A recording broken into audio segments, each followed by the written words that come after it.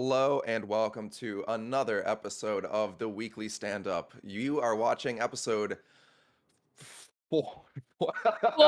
We did Is it it. four? It is four. Yes. Already, wow, we're not even that far and already losing track of what episode we're on. Um, Thanks again for joining in. Today is a very special episode. It is the 2-year anniversary of the COVID lockdown. So we're going to be having a long discussion about that. We have a wonderful guest, Erudite, on later today. And before we jump into that, let me introduce myself for any first time viewers. My name is Josh Miller, and I am joined by. Jessica Gonzalez. Hi. Woo! Hello, new viewers, and hello, old viewers. And hello, Josh. And hello, Jessica.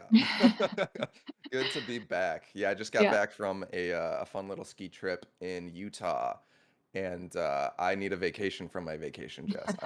I'm burnt out. I am also burnt out just mentally. I did nothing and I'm still burnt out. So I feel it. Um, Unfortunately, there's no rest for the wicked, but it was a slightly slow news week. So before we jump into the main meat of the discussion today, we're going to be covering a few items that popped up in game dev. As always, the first one is sad because Yep. that's a lot of what we talk about here. Unfortunately, it's come to our attention, and this is brought to us by Aristocracy TV on Twitter. So she mentioned that it's official. Artesian Builds has laid off all of their employees without warning and frozen their current paychecks. She will be doing a fundraiser for the employees. Oh, well, that would have already happened. So the fundraiser already happened, but yeah, that's a shame. Um, it's something that we're not new to in the industry. For anyone who is joining us for the first time, Jess and I both have a few years of experience in game dev. Jess was a former lead QA Jess, you've been QA like at multiple places. Yeah, I've been QA from Activision, Treyarch, Blizzard, started as a QA tester and finally as a senior test analyst at Blizzard. I will tell you, contractor practices in game development suck, and you're very much laid off without warning after being strung along for almost a year, just so they don't have to pay benefits and things like that. So, seeing this story obviously hits close to home. You try not to take it personally, but I mean, it's your livelihood, so how can you not, right? But yeah, just really sad to see. And I hope that all of these employees land on their feet and they were able to get, some fundraising there. Yeah, absolutely. It's not at all uncommon for an entire studio to get laid off without warning. This stuff happens all the time, and I mean here it looks like the CEO is being accused of tax evasion after a giveaway controversy. I mean, this stuff always comes down to failures of leadership, right? Whenever an Yeah. entire studio gets laid off, it's generally not the hardworking people who, like grinded away for years on whatever product or game that they were working on. It's always because management didn't properly budget or manage expectations for the game that they were working on, and it released and, it didn't sell enough for whatever reason. And then they have no choice. They have to lay off everybody, often without severance because they can't pay their employees. I mean, this has happened time and time again. This happened Yeah. to the studio. Oh my gosh, what was the name of the studio that worked? It was created by a former baseball player who one day decided he wanted to run a game studio, created it out of Boston, um, I don't made recall. Kingdoms. The game was Kingdoms of Amulet. Yep. Oh, that's the voice of God. That's Mike, our technical director. Oh, they couldn't hear Uh, me, but now they can. Hello! oh, I never know when they can hear you and when they can't hear you, The Mike. I'm face will so be back sorry. soon. It's okay. Kids of Um, Amalur. Let's see. Something 38 Studios. Studios? I think it's 38 Studios. Yep. Studios, based out of Boston. Yeah, so this is a classic story where they got like a huge influx of funding, millions of dollars. The state of Boston, the state of Boston, the city of England Boston. is my city. Yeah. The city of Boston gave them, or maybe it was the state of Massachusetts, one of the other, like poured millions of dollars of investments into the studio, which is unheard of. Like cities and states do not invest in game dev studios, but because of the close relationship that the president of this studio had with the mayor or the governor or something like that, they struck a deal where they invested millions and millions of dollars. But because of the ambitions of this guy, he wanted to create an MMO. Ultimately, the MMO got scrapped, and all that they Yeah. released was the single player game Kingdoms of Amular, which was awesome game. Like critically received, like very well, sold pretty decent for a new IP.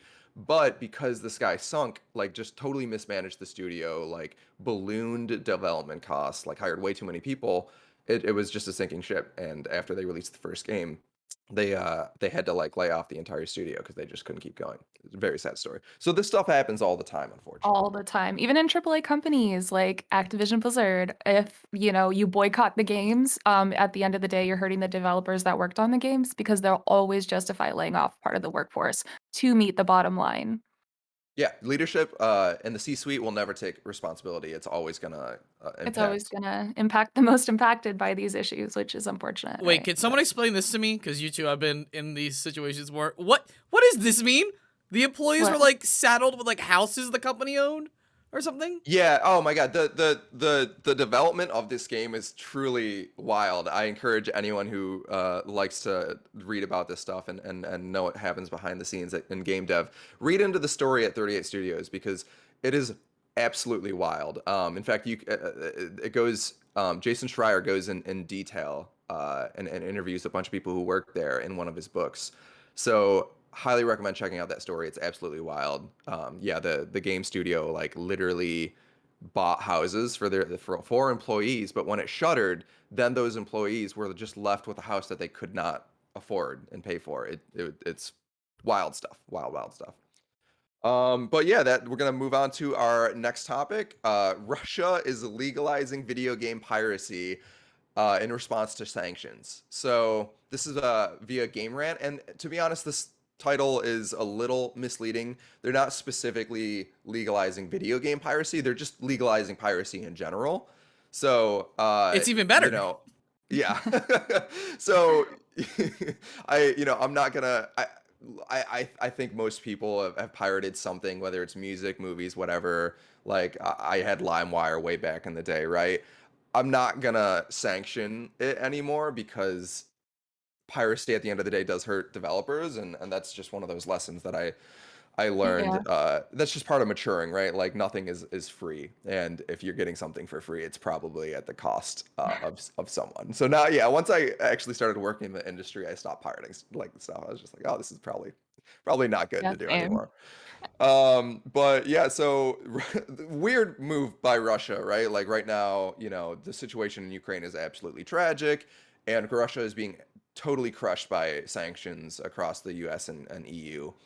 And their Yeah. response is to legalize piracy. I mean, that's a move, I guess. I don't know how much that's really going to hurt the European or US economy.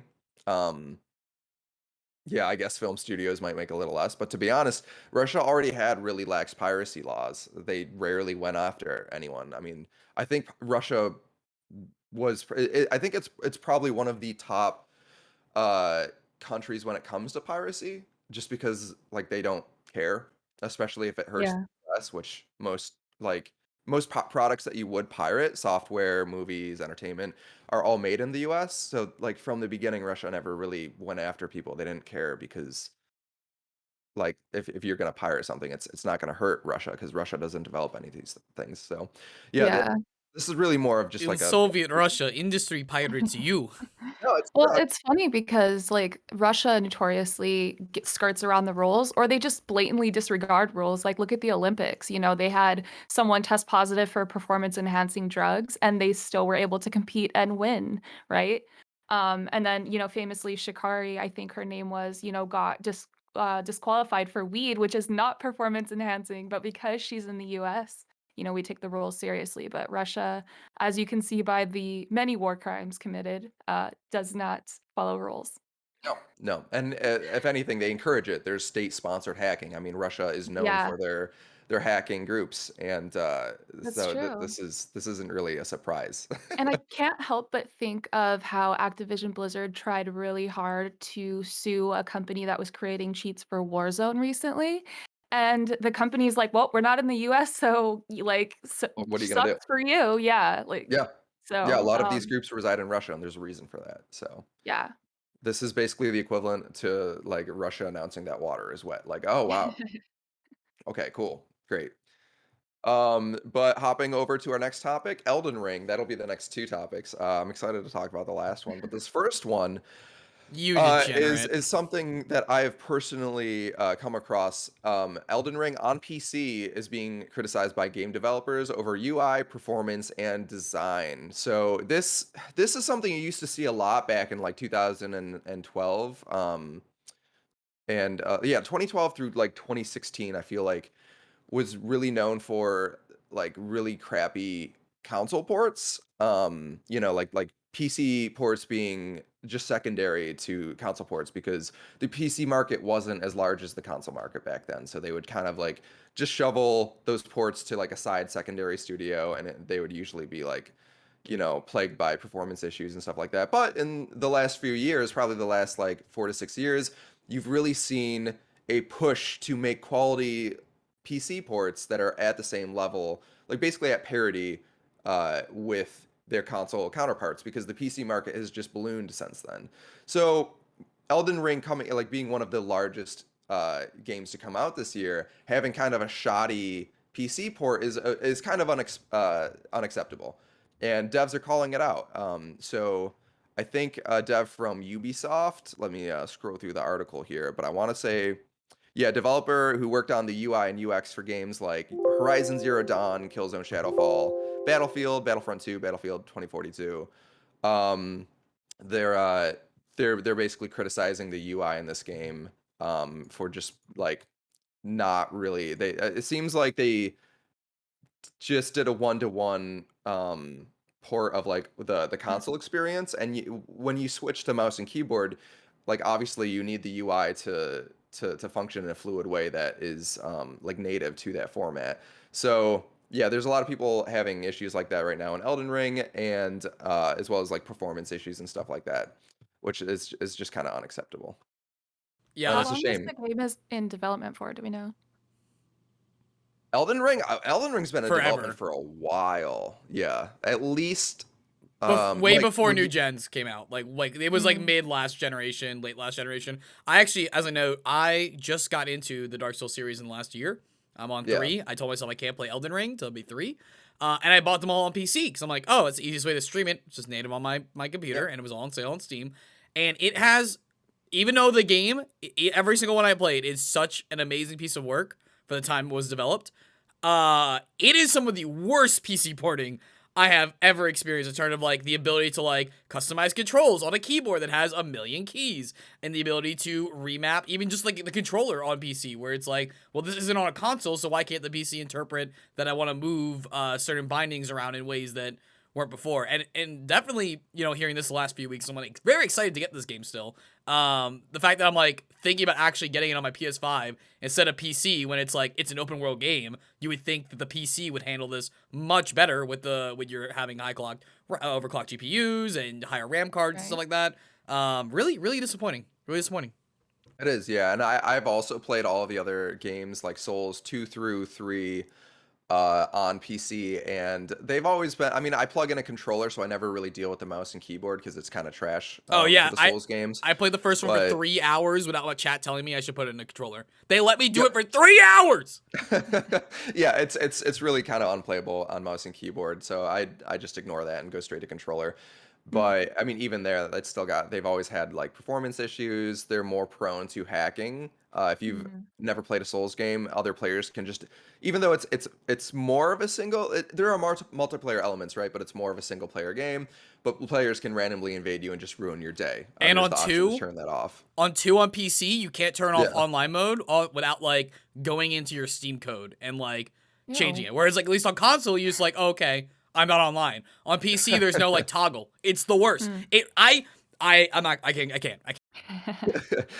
I mean, these games are a lot more susceptible to hacks on their PC ports, and when you can be invaded by players who are like, you literally cannot kill them, or they will like murder you in one hit, or in some cases, a player can drop items that have altered code that when you pick up those items, you get soft banned from the game. This is a problem that like players are actually running into right now.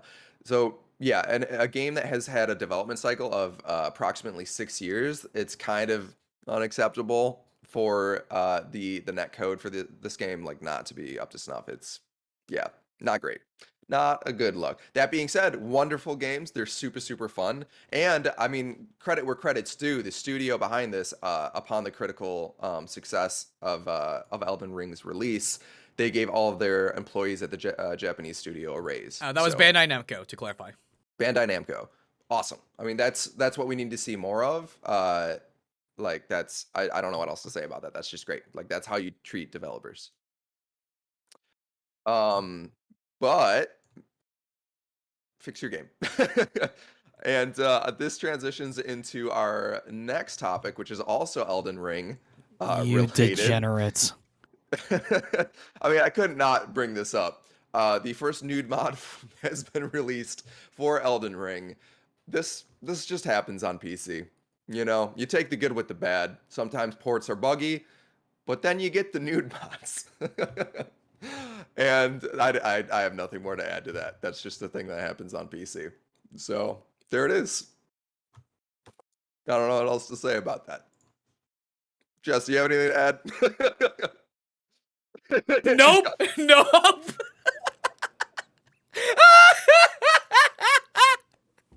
It's amazing comedic timing. Drop We're our- back. Hey Jess, what's up? So I noticed that my mic's like wasn't registering, and then I was like, "This is a perfect chance to leave and come back." No, that was pretty good timing. That's appropriate. Sorry. All good. But I will confess that I actually muted the words Elden Ring on my Twitter just because it blew up so hard that I was like tired of seeing Elden Ring in every tweet.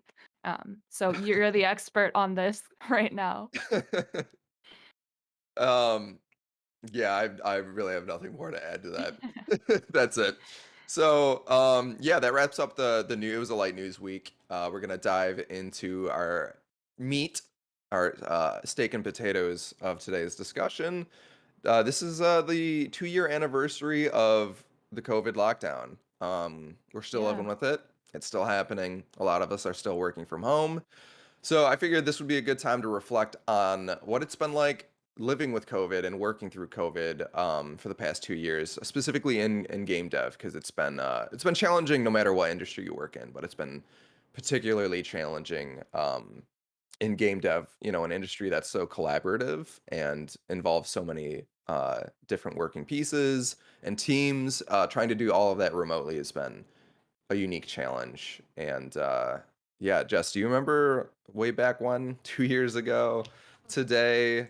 Yeah, I was still working at Blizzard and they were like, "Hey, we're sending everyone home for 2 weeks for the lockdown." And that was it. And I had like tuna packs and I was like, "Oh, I'll deal with those in 2 weeks." And they've been there for, the entire time, up until I left the company, I'm sure. But yeah, just super weird.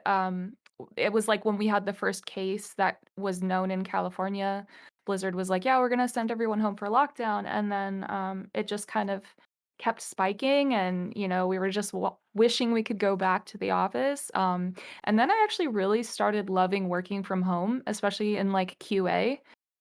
It was productivity for me was great, and there wasn't like wasted times with like walking around the office, going to the cafe, getting coffee.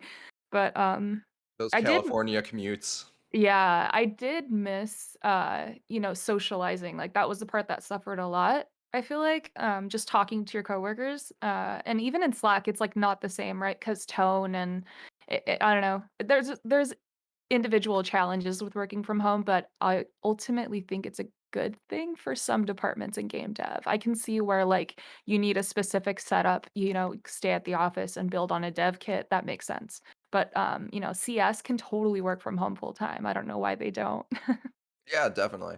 And I think that, you know, clearly not much good has come out of the pandemic, but two things that probably are beneficial are, yeah, like the fact that now companies are giving employees more freedom and choice to work from home. That's Right. awesome for people who can do it and prefer to do it in that way. And also the fact that like a lot of employees are now not settling for the bare minimum, right? that's something that the pandemic has given a lot of people like time to think about. What Yeah. are they happy in their jobs? Because I mean, people bash the stipend checks, right? Like the fact that everybody was being given like enough money to survive while not working through those the first year of the pandemic, essentially, and that gave a lot of people time to reflect and think about like, is this what I want to do? And not just like work, for nothing, basically. Yeah, they basically had to ask the question, "Am I willing to die for this company?" And Yeah. if the answer is no, you saw like a mass resignation. People that are working were called essential workers in the beginning of the pandemic was very quickly like told just suck it up into your job if you want to get paid, and then they were like, "I'm not going to die for this company," and decided to leave. I don't know. It's just been a weird cycle.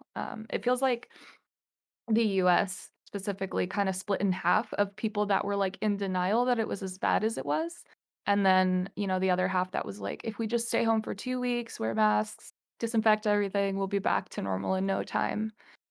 So it's been weird. Yeah, we saw record numbers of new small business owners pop up. People who had Mhm. savings for the first time in a long time, who were able to quit their jobs and explore their passions or start the businesses that they've always wanted to do, or just take time off and spend it with their family.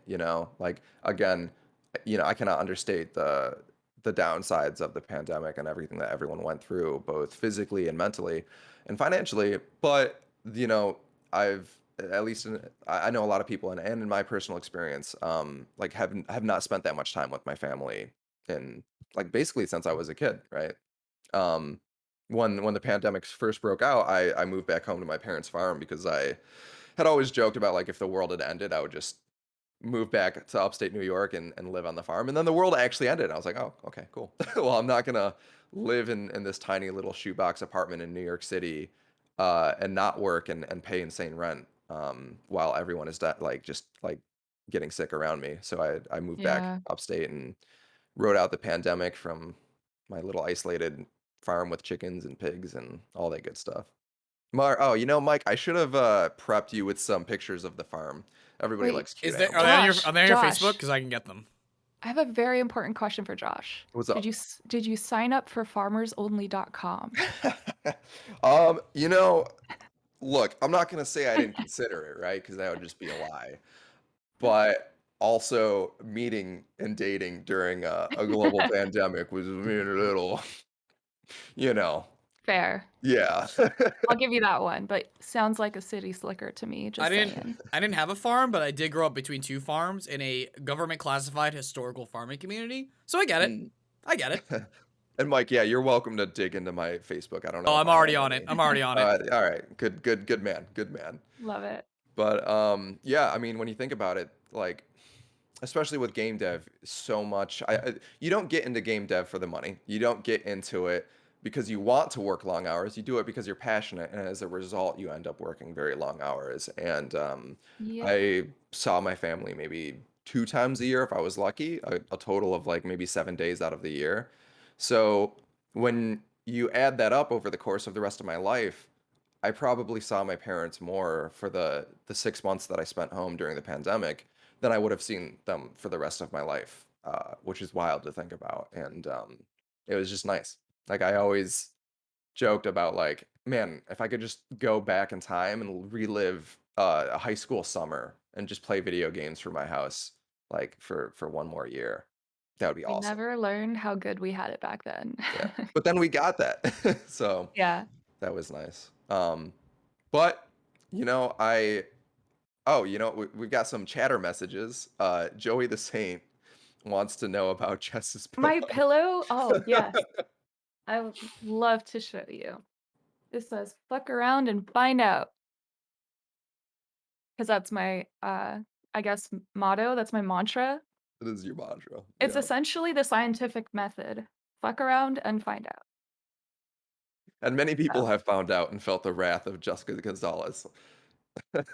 yep. My goal is to be Bobby Kotick's sleep paralysis demon, so if we can get confirmation on that, then that's the height of my career.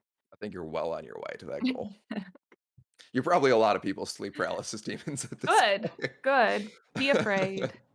As they should be, as they should be. And Bach Industries, or is that Bachel? Bachel Industries said that they worked in contact tracing, and you would not believe how many death threats that they've gotten. And this goes to the downside of the pandemic, right? Yep. Is just the way it's kind of split America. I mean, it was split before the Oh, yeah. pandemic, but this was the nail in the coffin, right? They're the people who believed in the science and took it seriously, and those who didn't. And it's a shame that everybody who works in the health industry um, just experienced so much, and how hard they worked to get the world back on track. And at the beginning, we held rallies for them in cities and, gave them the credit that they deserved. But then how quickly that faded and the distrust seeped in. And I don't want to, I told my team I wasn't going to go into the politics for this episode and keep it pretty neutral. But if you're a health worker and like Bachel Industries, I do want to thank you for everything that you've done in the past 2 Yeah. years. Cannot imagine what you have gone through. My sister is a nurse, and I know she has not had the easiest time. So, Yeah, definitely. I found the farm um, pictures. yeah, you can throw those up, Mike. So yeah, those are our little animals. Got some turkeys. Got a bunch of Nice. dogs. A lot of chickens. They're all Chimkins. free range, so they're just Ducks! kind of allowed. I'm on They're Duck all Talk allowed to now, just and I love Duck ro- Talk. they're allowed to just roam the property and live their fullest little life. So too good. Damn, that's goals. I would love to just like roam properties and not pay rent. It was nice. And the kittens. Kitty. I would go out like at midnight with a beer and just hang out with the kittens under the moon and like run around with them. I was living my best life. It was amazing. That sounds amazing. But yeah, so this all kind of before we jump into our interview segment for the week, I think we another member of our team, Allie, who helps with our community relations and talent relations and all that fun stuff, would not be able to function without Allie. He had a fun little COVID story. I think he wanted to come on and tell. Well, real quick before we shift over the setup, found the farm. This is it. This Yeah, Oh. yeah, that's it. Wow. And also Yeah, there's this too. Our family picture. Nice. I love it. Yeah. That's we're a bunch of little nerds. That's amazing. But Jess, do you what was the beginning of the pandemic like for you? Like, do you have any personal Um, anecdotes? it was weird. Like I worked the whole time. I mean, at the same time we were going through the pandemic, we also had like the Black Lives Matter protests and the Yeah. Oh my God, that's right. yeah, it just was crazy because I remember it started in the summer and my birthday was in the summer and I was like, I don't want to celebrate my birthday. I want to help in any way that I can because I don't know. We went through so much in the course of 2 years, since the pandemic. You know, the Black Lives Matter protests, the freaking DFEH suing Activision Blizzard, and the fallout from all of that. It just felt, yeah. I don't know. I don't Yeah. even. It feels like like whiplash, like emotionally, because there was so many low, bad parts, but then I also, like, lost over 100 pounds and, like, did good things during the pandemic as well. So it's weird for me, especially, um, yeah, and now we're here and I'm still working from home. A lot of people are still working from home, and sadly enough, like, I don't have anyone that I know that was affected by COVID, in a really bad way, but I have friends who have lost people, and it's just really sad to see, like, all these stories and um, just people just trying to survive these 2 years and feeling, you know, almost going out of the pandemic feeling like they've lost so much in just such a small amount of time. Yeah. Yeah. Absolutely. Definitely. There's a lot of people who probably went through some drastic transformations during this time, for better or worse. Unfortunately. Really. Do we have Allie, or is Mad he Latin still? Yeah, I forgot. in I the think Mad I Lad. think he might be talking about our guest right now. He's All right, still in that's that voice Oh, chat. totally okay. fine. Then we can yeah, before we jump into our interview, you know, it's I remember halfway through the pandemic, I was on the farm, and then I got an interview with Blizzard Entertainment, and Mm. that was such a red letter day. Um, it was so bizarre because so much had gone wrong up until that point. Like I had lost I had like literally like a month before the pandemic, I had lost uh a relationship that I was very invested in, and the world ended after that, and then I moved back home, and I was just like, wow, huh, what's next? It Right? was rough, and then I just like out of the blue someone reached out to me for a video editing gig at Blizzard. And within like a 3-day time span, I had been interviewed, hired, and I had decided I was moving to California. Um, all during the pandemic. It was a very, very like weird time, and there were a lot of yeah, I don't know, just a lot of highs and lows. It was insane. And then trying to figure out how to work remotely throughout all of that, setting up processes and stuff like that. Like my team were like I had joined the team, they were still trying to like figure all of that stuff out. And like move equipment from the various like Blizzard offices. You worked from the Burbank office, correct? Me? Yeah, when you were there? No, I actually worked in the Irvine office. Oh, I'm sorry. I'm still getting used to California names. I totally meant Irvine. They don't have a Burbank office. Yeah, Burbank is like, I think Squanch Games is there, but Yeah. that's pretty much it. Yeah, Irvine is where Blizzard is. And yeah, it was crazy because when the vaccines, it was crazy too. I just remembered that, like, remember when everyone was freaking out and stealing all the toilet paper from the shelves because they thought, like, I don't know, they were gonna need to shit a lot. Yeah.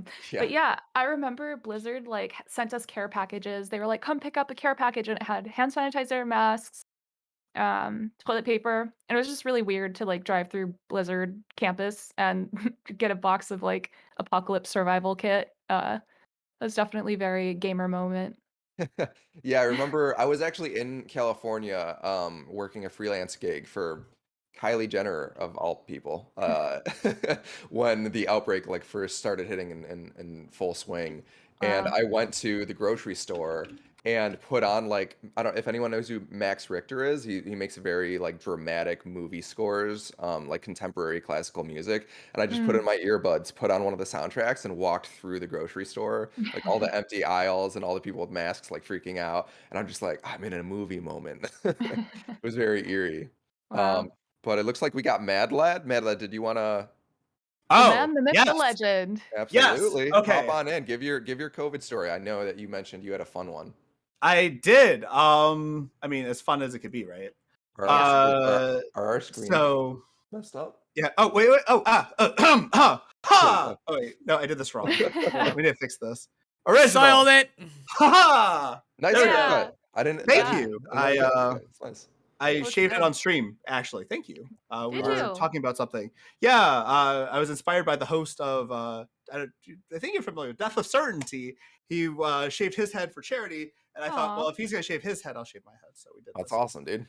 love Um, except I need to do the charity part. But at that moment, it was a bit, but now I understand it's for charity, so I have to figure that out. Okay, so COVID story 2020. So I run chess tournaments, right? That's like my professional life. So I ran Scholastic chess tournaments, like some number over like 300 events. 15,000 kids have gone through and had me as their arbiter, and and I taught chess all over the place.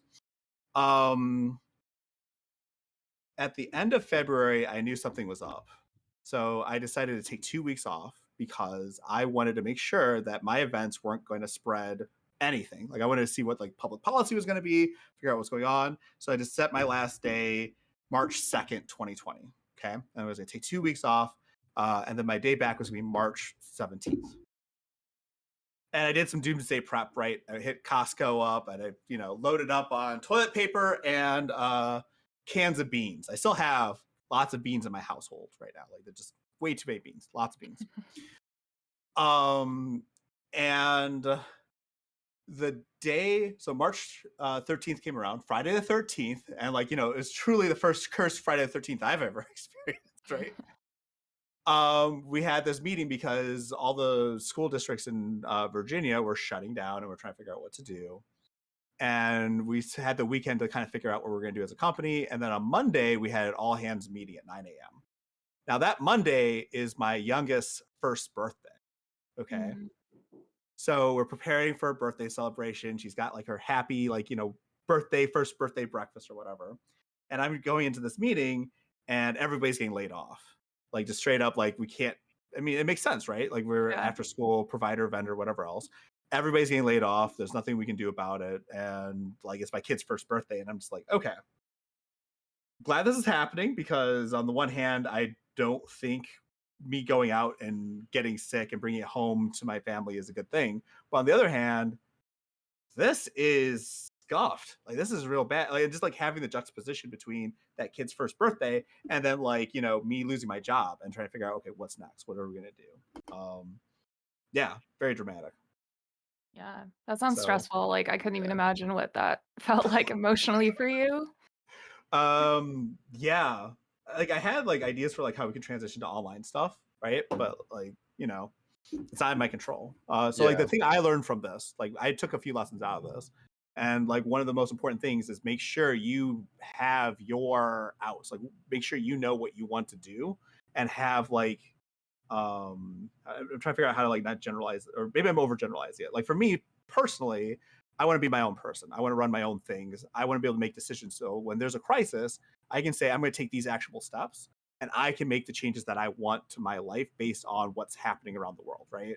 I don't want someone else to say, okay, well, we can't do anything. The best solution is to let everyone go and then everybody finds their own way. Like, I never want to be in a situation where I'm dependent on someone else telling me what I can or cannot do. So I have like, my freelance, my private, my gig work ethic now combined with doing things on a professional level, working with different businesses and like in a kind of a consulting manner, for the most part. Yeah. Yeah. Yeah, and especially, during moments where everything feels like everything's out of our control, it's only natural to take steps to control what you can. Absolutely. Yeah. Yeah. So that was my COVID story. I want to not go on too long because we have a very special guest. Yes, we do. We do. Really excited about Very this. special. And on So, that note, looking forward to, we're going to take a quick 5-minute break, and then we're going to jump into our interview with Erudite, and we're going to discuss some of the, more of like the mental health aspect of COVID and how that's impacted everybody and how we're still dealing with that today. So after this 5-minute break, we're going to dive right into that. Go get coffee, visit the facilities if you need to. We'll be right back. Visit your local See coffee you bowl. soon. Go buy some toilet paper, clean out the shelves at your local convenience store. We'll be here.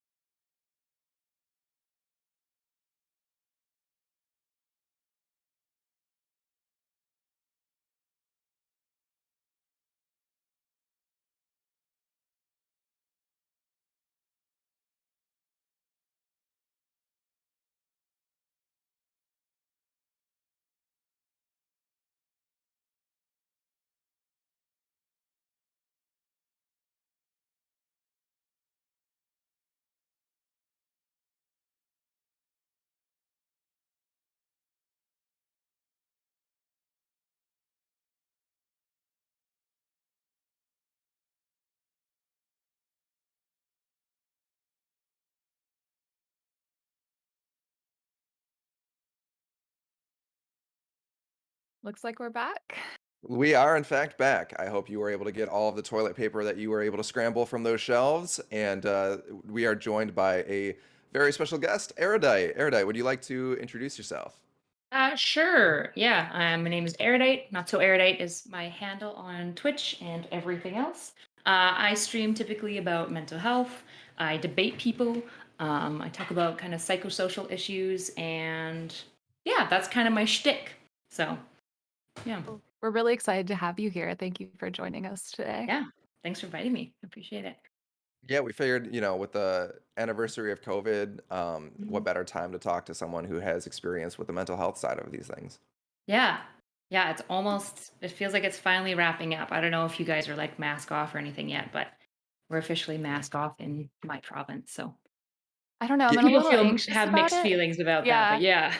it's weird. Like I get anxious seeing people without their masks. So I'm like, I don't Yeah. know.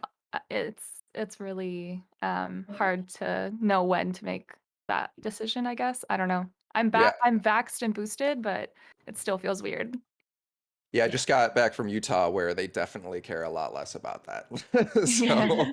it's Yeah. definitely, it varies state to state.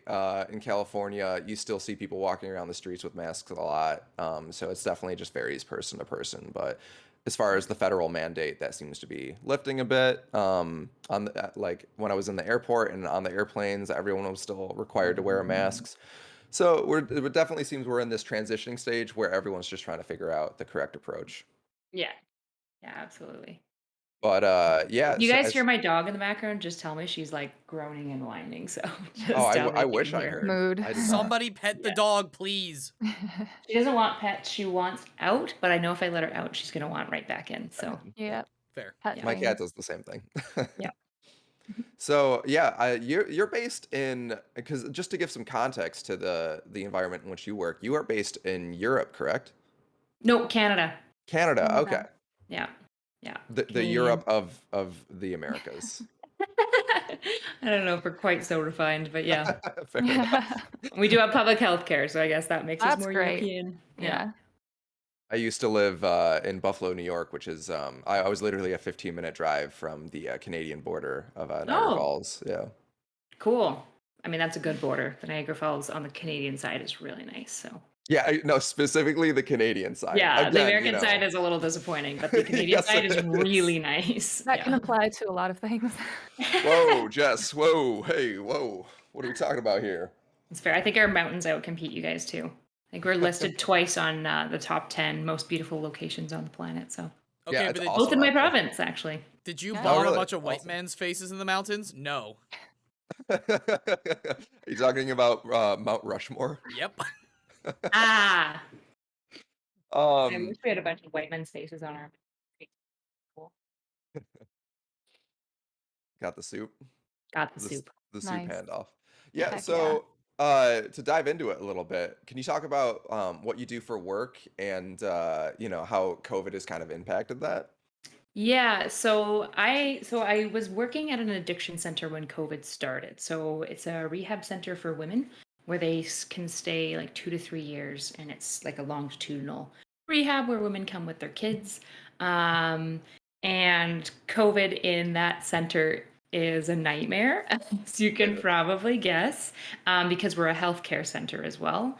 And when it originally started, with addiction treatment, what we try to do is make as many beds available, right? Like that's a really big thing is increasing bed capacity.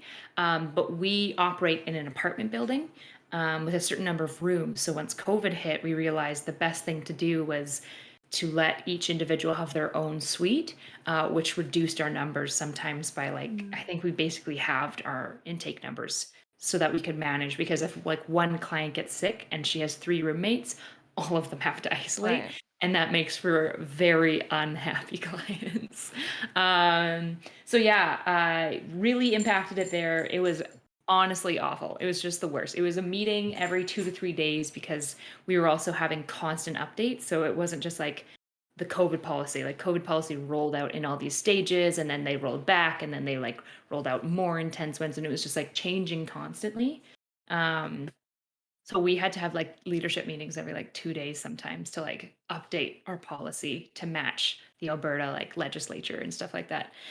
So I worked there until August, and then I actually left to go do my graduate diploma in psychometry. And then I started doing work for an online program with the same company called Mental Help.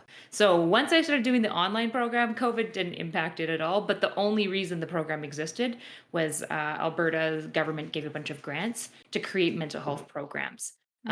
And so my company got one of those grants. And so the program that I was working on that I'm still working on this year only exists because of COVID. I see. And is that a form of Oh. telehealth essentially? It's not telehealth, it's online prevention. So it's based on my thesis where I kind of did like a self-contained prevention treatment. For my thesis focused on social anxiety, but the methodology I was using has been tested. It came out of Harvard, and it's been tested a lot for a bunch of different like mental health disorders and beliefs. The whole thesis is about cultivating a belief of change. So like we call it an incremental mindset.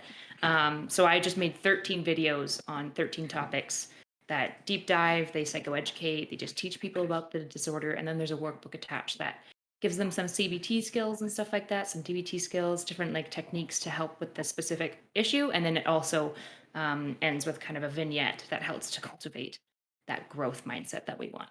So yeah. Gotcha. That sounds like a great thesis. That's really cool. Yeah, it was fun. It was effective. So when your thesis gets significant results, that's always very exciting. And yeah, I'm sure you're very tuned into this stuff more so than I am, but have you noticed any like on like the macro side of things, have you noticed a change in like the people that you've been treating and interacting with like from the start of COVID to where we're at now? Like behaviors or just like mental health Yeah. wise? Yeah.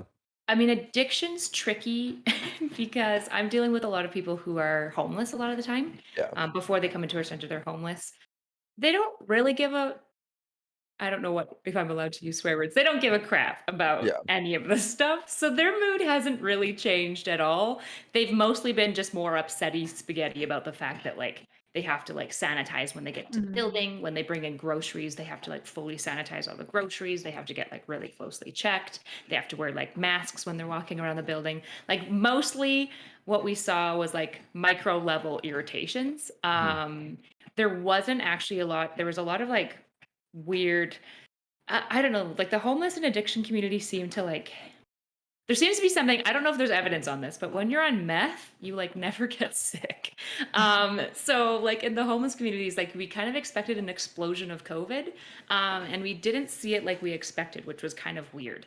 In the house itself, we were really good at containing it and stuff. So when there was instances, the person just isolated and it didn't really, we had like a couple COVID outbreaks. Luckily, all those COVID outbreaks happened after I left the Yeah. center and started working online. But yeah, so yeah, it's a hard to answer thing because the homeless addiction client is a very unique individual. But private practice wise, there was huge changes.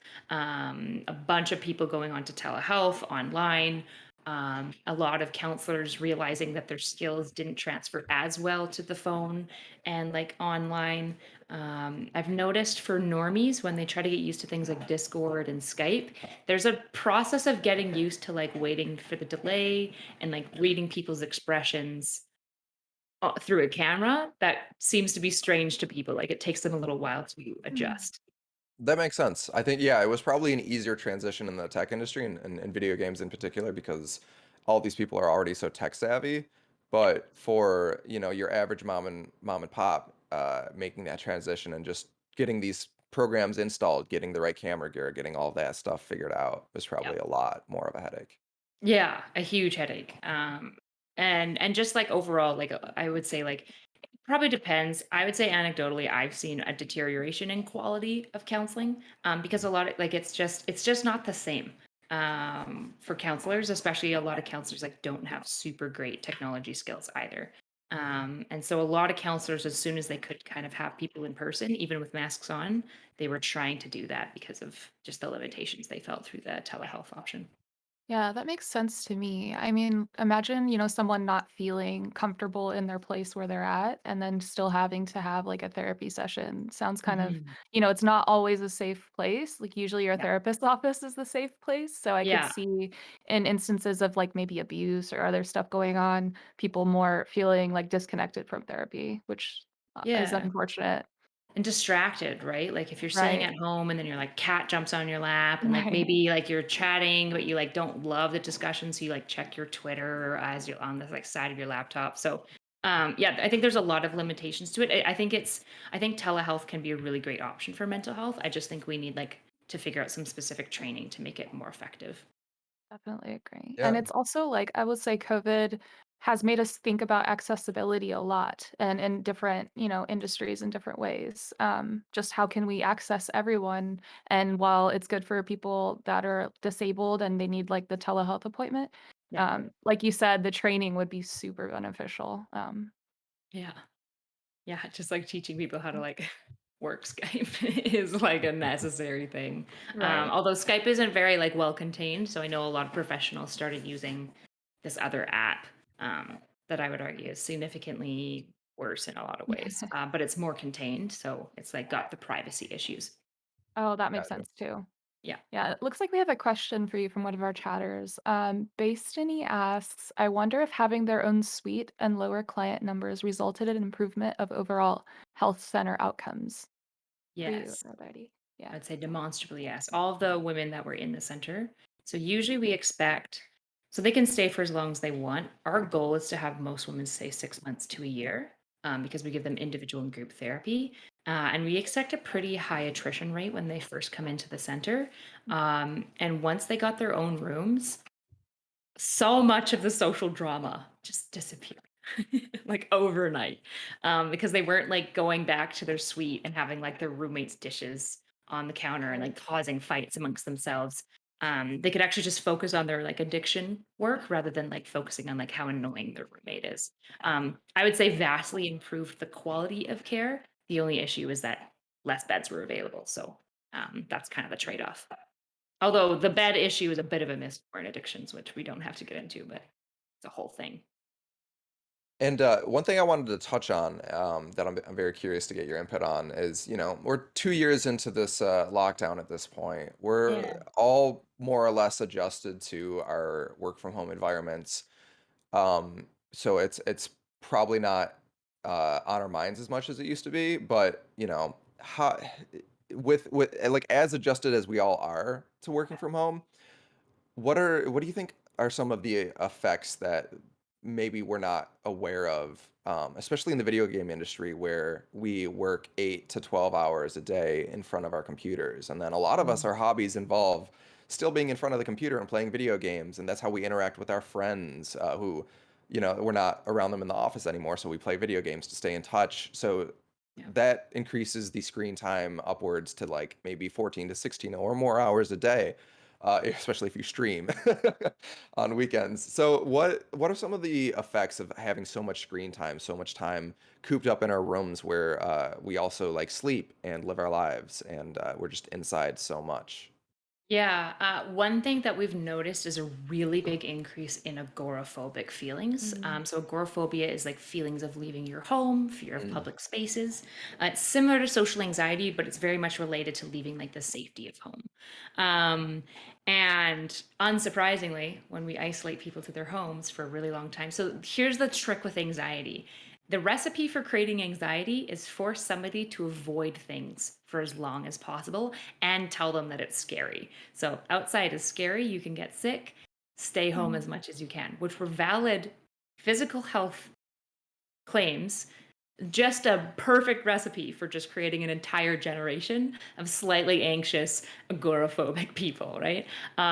Because anxiety grows as we avoid things and we fear things. And so we've seen massive jumps in anxiety. There's been really big concerns about like getting people to actually just like leave their house again. Even like just how you talked about like when people have their masks off, like the anxiety that you feel about that, which is in part like like we always have to do this manage of like what is reasonable anxiety for like fear of health and what is like irrational anxiety because it's Mm. just been like fed into so much, right? So Yeah, we've seen the more you isolate, you need other people to keep you sane. There's been an increasing amount of people who've developed like psychotic disorders and psychotic breaks because when you have the feedback with people, they give you tell of being like, hey, that's a really weird idea. Maybe don't say things like that. Or like, hey, this seems kind of a ridiculous idea. And you get challenged on your ideas and it kind of moderates and balances you. And it kind of keeps you like grounded and connected to like at least your cultural reality. People who are really isolated, especially if they're living alone during all of this. We've seen like a really large number of people. So usually when you develop a psychotic disorder, it seems to be decently biological in nature, and you usually develop it in your early adulthood. Typically, men are a little bit later. So like women typically develop it like 19 to 23, 24, and men are usually about like 21 to like 25, 26. Um, we're seeing a bunch of like 38, 39 year olds being admitted to the hospital with their first psychotic episode ever because they've been isolated for like 8 months straight. That's really concerning. There's some really big concerns about the impacts on children during this developmental, children born right at the beginning of COVID. There's been some pretty significant delays because part of how our brains develop is exposure to environmental stimuli. And even if the parents are being intentional to expose them as much as possible, there's nothing quite exposing like just getting like tossed into a park and just being surrounded by noises and colors and sounds and Right. kids of different ethnic backgrounds and kids of different social backgrounds and like all sorts of things. And so there's been like some pretty big concerns around like cognitive delays, certain IQ tests for like really young children, which are like not super, super strong, but they're decently predictive of later IQ.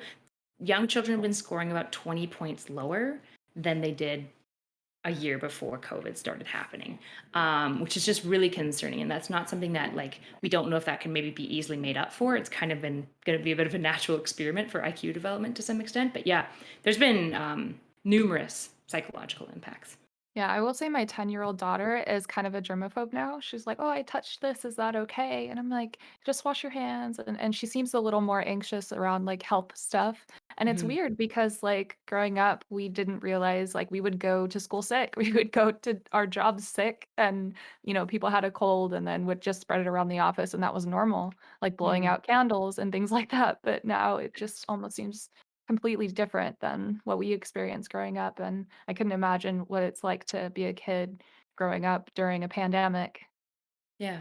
Yeah, and I've definitely noticed a lot of friends who have developed germophobia and a fear of going out, like you mentioned, that never had it before. Yeah. So that, yeah, I mean, well, what is it called again? Agoraphobia? Agoraphobia. Agoraphobia. Yeah. Agoraphobia. Agoraphobia. Yeah. I had met someone before the pandemic who had that, who didn't like to leave the house, and when she did, it would be very like isolated, meetings, in environments that she was comfortable with people that she was comfortable with. So I can definitely see how this might have created that in people who had never experienced that before. Yeah. And it's crippling because if we think therapy is not very effective online and we can't get them to leave their Yeah. house. Yep. Yeah. Yeah. Yeah, it was a huge detriment to the way that she lived her life. Absolutely. Yeah. It looks like Mike, our technical director, has a question. Mike, feel free to.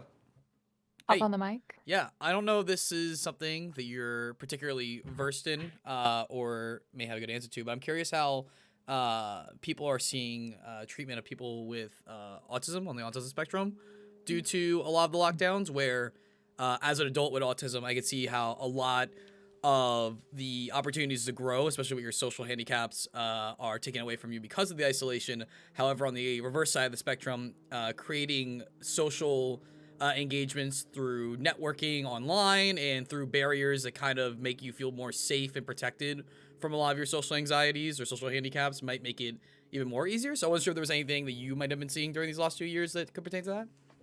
Yeah, definitely not my like autism spectrum is definitely not my specialty.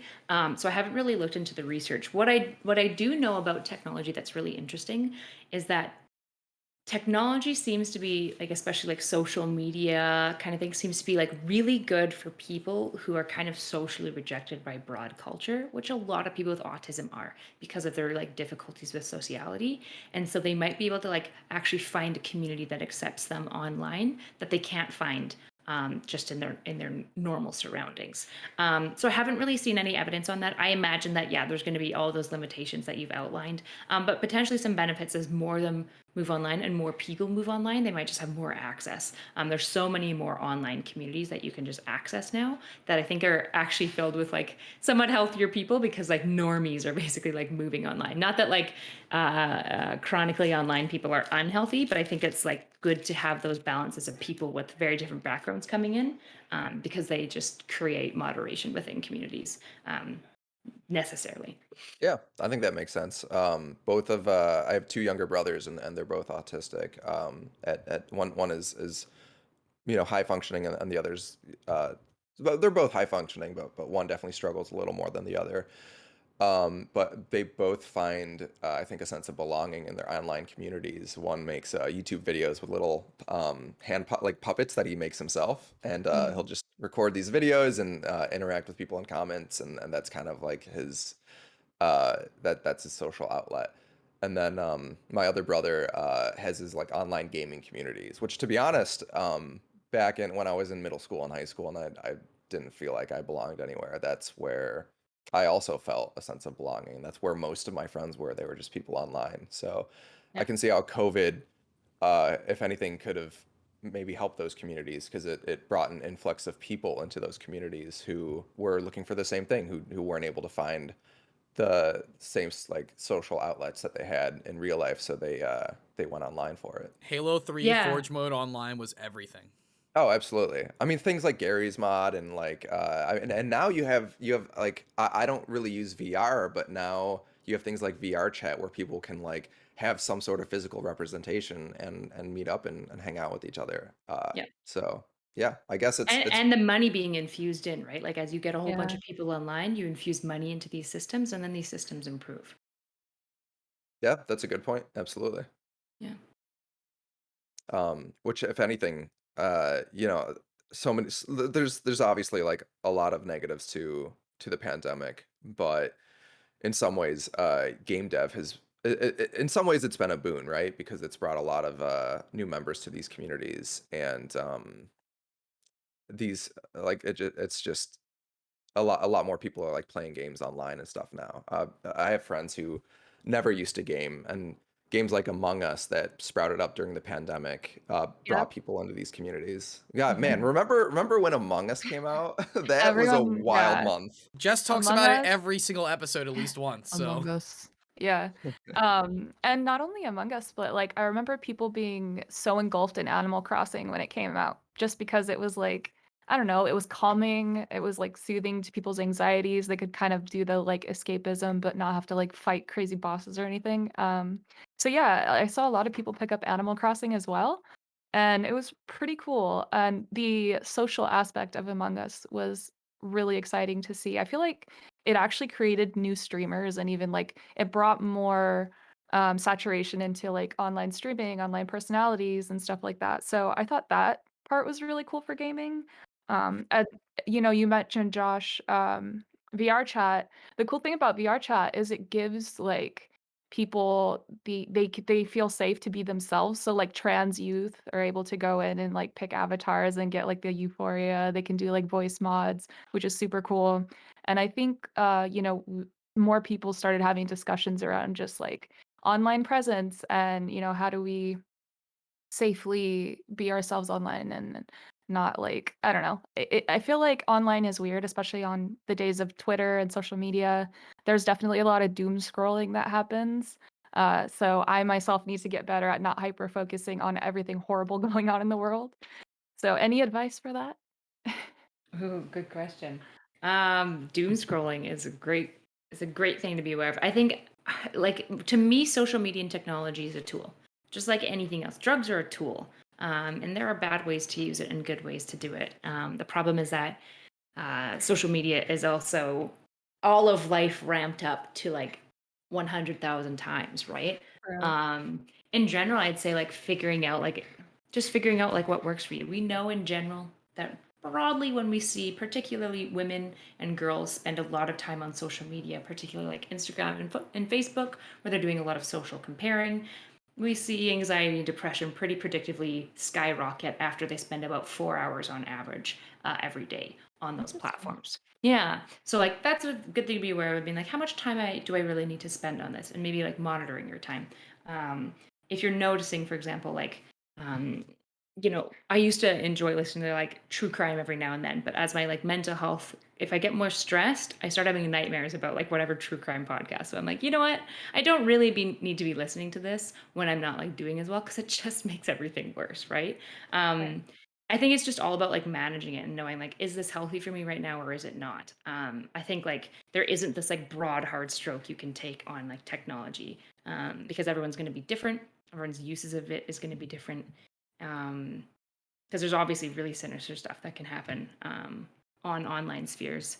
Um, Yeah, but definitely. Is there noticing something, how it makes you yeah, feel. like noticing, like you mentioned Instagram, a lot of people are developing like eating disorders and like getting cosmetic surgeries just because Instagram is so like in your face all the time about all of the like enhanced photos and stuff like that. And I always wondered like what that was like for teens growing up now, because I just remember like I would have magazines that I would look at and compare myself to that, but Instagram is such a more, it's just right there and you just scroll endlessly. And I feel like just the endless scrolling can get so easy to lose time on.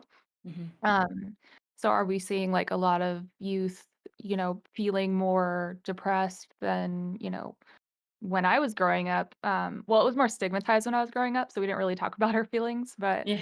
I could just imagine how hard that is now, seeing all these celebrities all over Instagram and comparing yourself. That sounds Yeah, I mean, stressful. anxiety in youth is exploding, and it seems a large portion of it is pretty directly attributable to social media. Which is why just like it's just like with everything, you need to like try. Humans automate. That's what we like to do because our brains are so lazy. Like our brains just want to go into auto mode.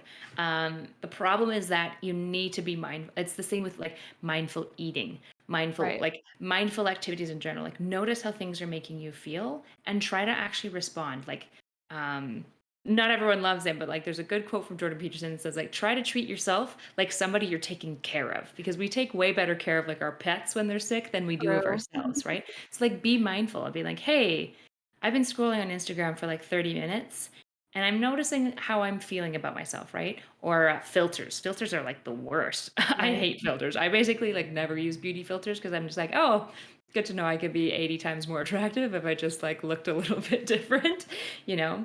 Um, so just like I think being mindful, like I never spend time on Instagram looking at like Insta models, because like for me, like I've had a history of like eating disorders and stuff. So I'm just like, it is never a good idea for me. I always just feel sad. It's never good. So I just don't do it. It doesn't work for me. And it feels like there's a lot of people who engage in like almost this automated like self-harm where they like fixate Yeah. and obsess on these things that make them feel like shit.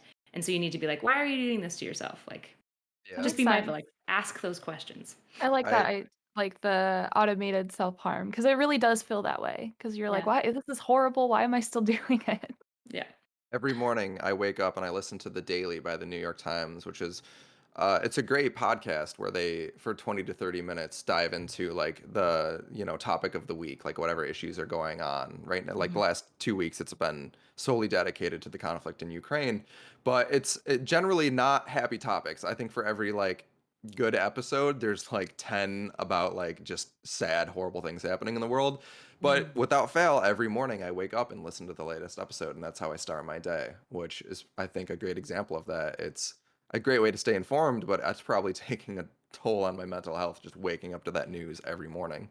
And it's setting the tone for your like psychological day. Like I don't think there's much evidence behind this, but I wouldn't be surprised if there's some. If like try your best to start like your first three interactions and experiences of the day like decently positive, um, because it sets the tone. It's not like a miracle. It's not gonna like save you if something shitty happens during the day, right? But same with like what you eat to start your day off actually really matters, because it does somewhat like set up your gut biome for like what you're gonna crave for the rest of the day. Like there's decent evidence on this, and I think like psychologically. I don't think it's about craving, but it's like if you set up your day, like this is why like I love, especially in the summer. In the winter, I never do it, but I always feel best in like spring and summer because I usually start my day like I wake up, I snuggle my dog for like 2 minutes, and then I go outside and I like drink tea and read a book in the sun because nature is really great for your mental health, right? Especially when it's warm. Um, that just like sets my day really well. I'm always doing the best during those months when I'm willing to actually go out. I'm sure I could get the same benefits if I went out in the winter. I'm just a baby and won't do it. But I should, to be honest, because it would probably improve my mental health every day. No, that sounds incredibly healthy. I can't tell, like myself, and I know a lot of the people that I work with wake up maybe 10, 15 minutes before our morning meeting in the morning, our Discord or Zoom meeting, and then we Yeah. hop right into work. And that's probably not the best way to start the day. Yeah. And just being mindful of like, why am I doing this? And you're allowed to be human. Like this isn't about like we should always be Yeah. operating at best practice all the time. I think it's just important to like have those moments of the day of like pausing and asking why. Because the problem is that like some people go through their lives and they don't even ask themselves why until they're like 45 and they hate their life. They don't have their relationship with their kids is ruined and they're divorced. And then they go like, why am I doing things the way I'm doing them? And they have this like sudden moment, which is I think what actually leads to a lot of like midlife crises is they're like they've never asked themselves why until that point. And it's just like, why am I waking up like this? Yeah. Does it help me? Do I want to? And sometimes they're like, because I'm tired and I want to just sleep in. And that's fine. That's human, right? We're allowed to be human. This isn't about never being human. It's about like, try to not automate all the time. Try to just ask yourself some questions. Because I stay up way too late playing video games, and then I'm Yeah. very tired. But so, do you have any advice or tips on how to break out of those patterns and start adopting healthier patterns? I think mindfulness is always the first step. Like you just have to notice it. So if you're like, the reason why I want to sleep in is because I played up video games so late into the night.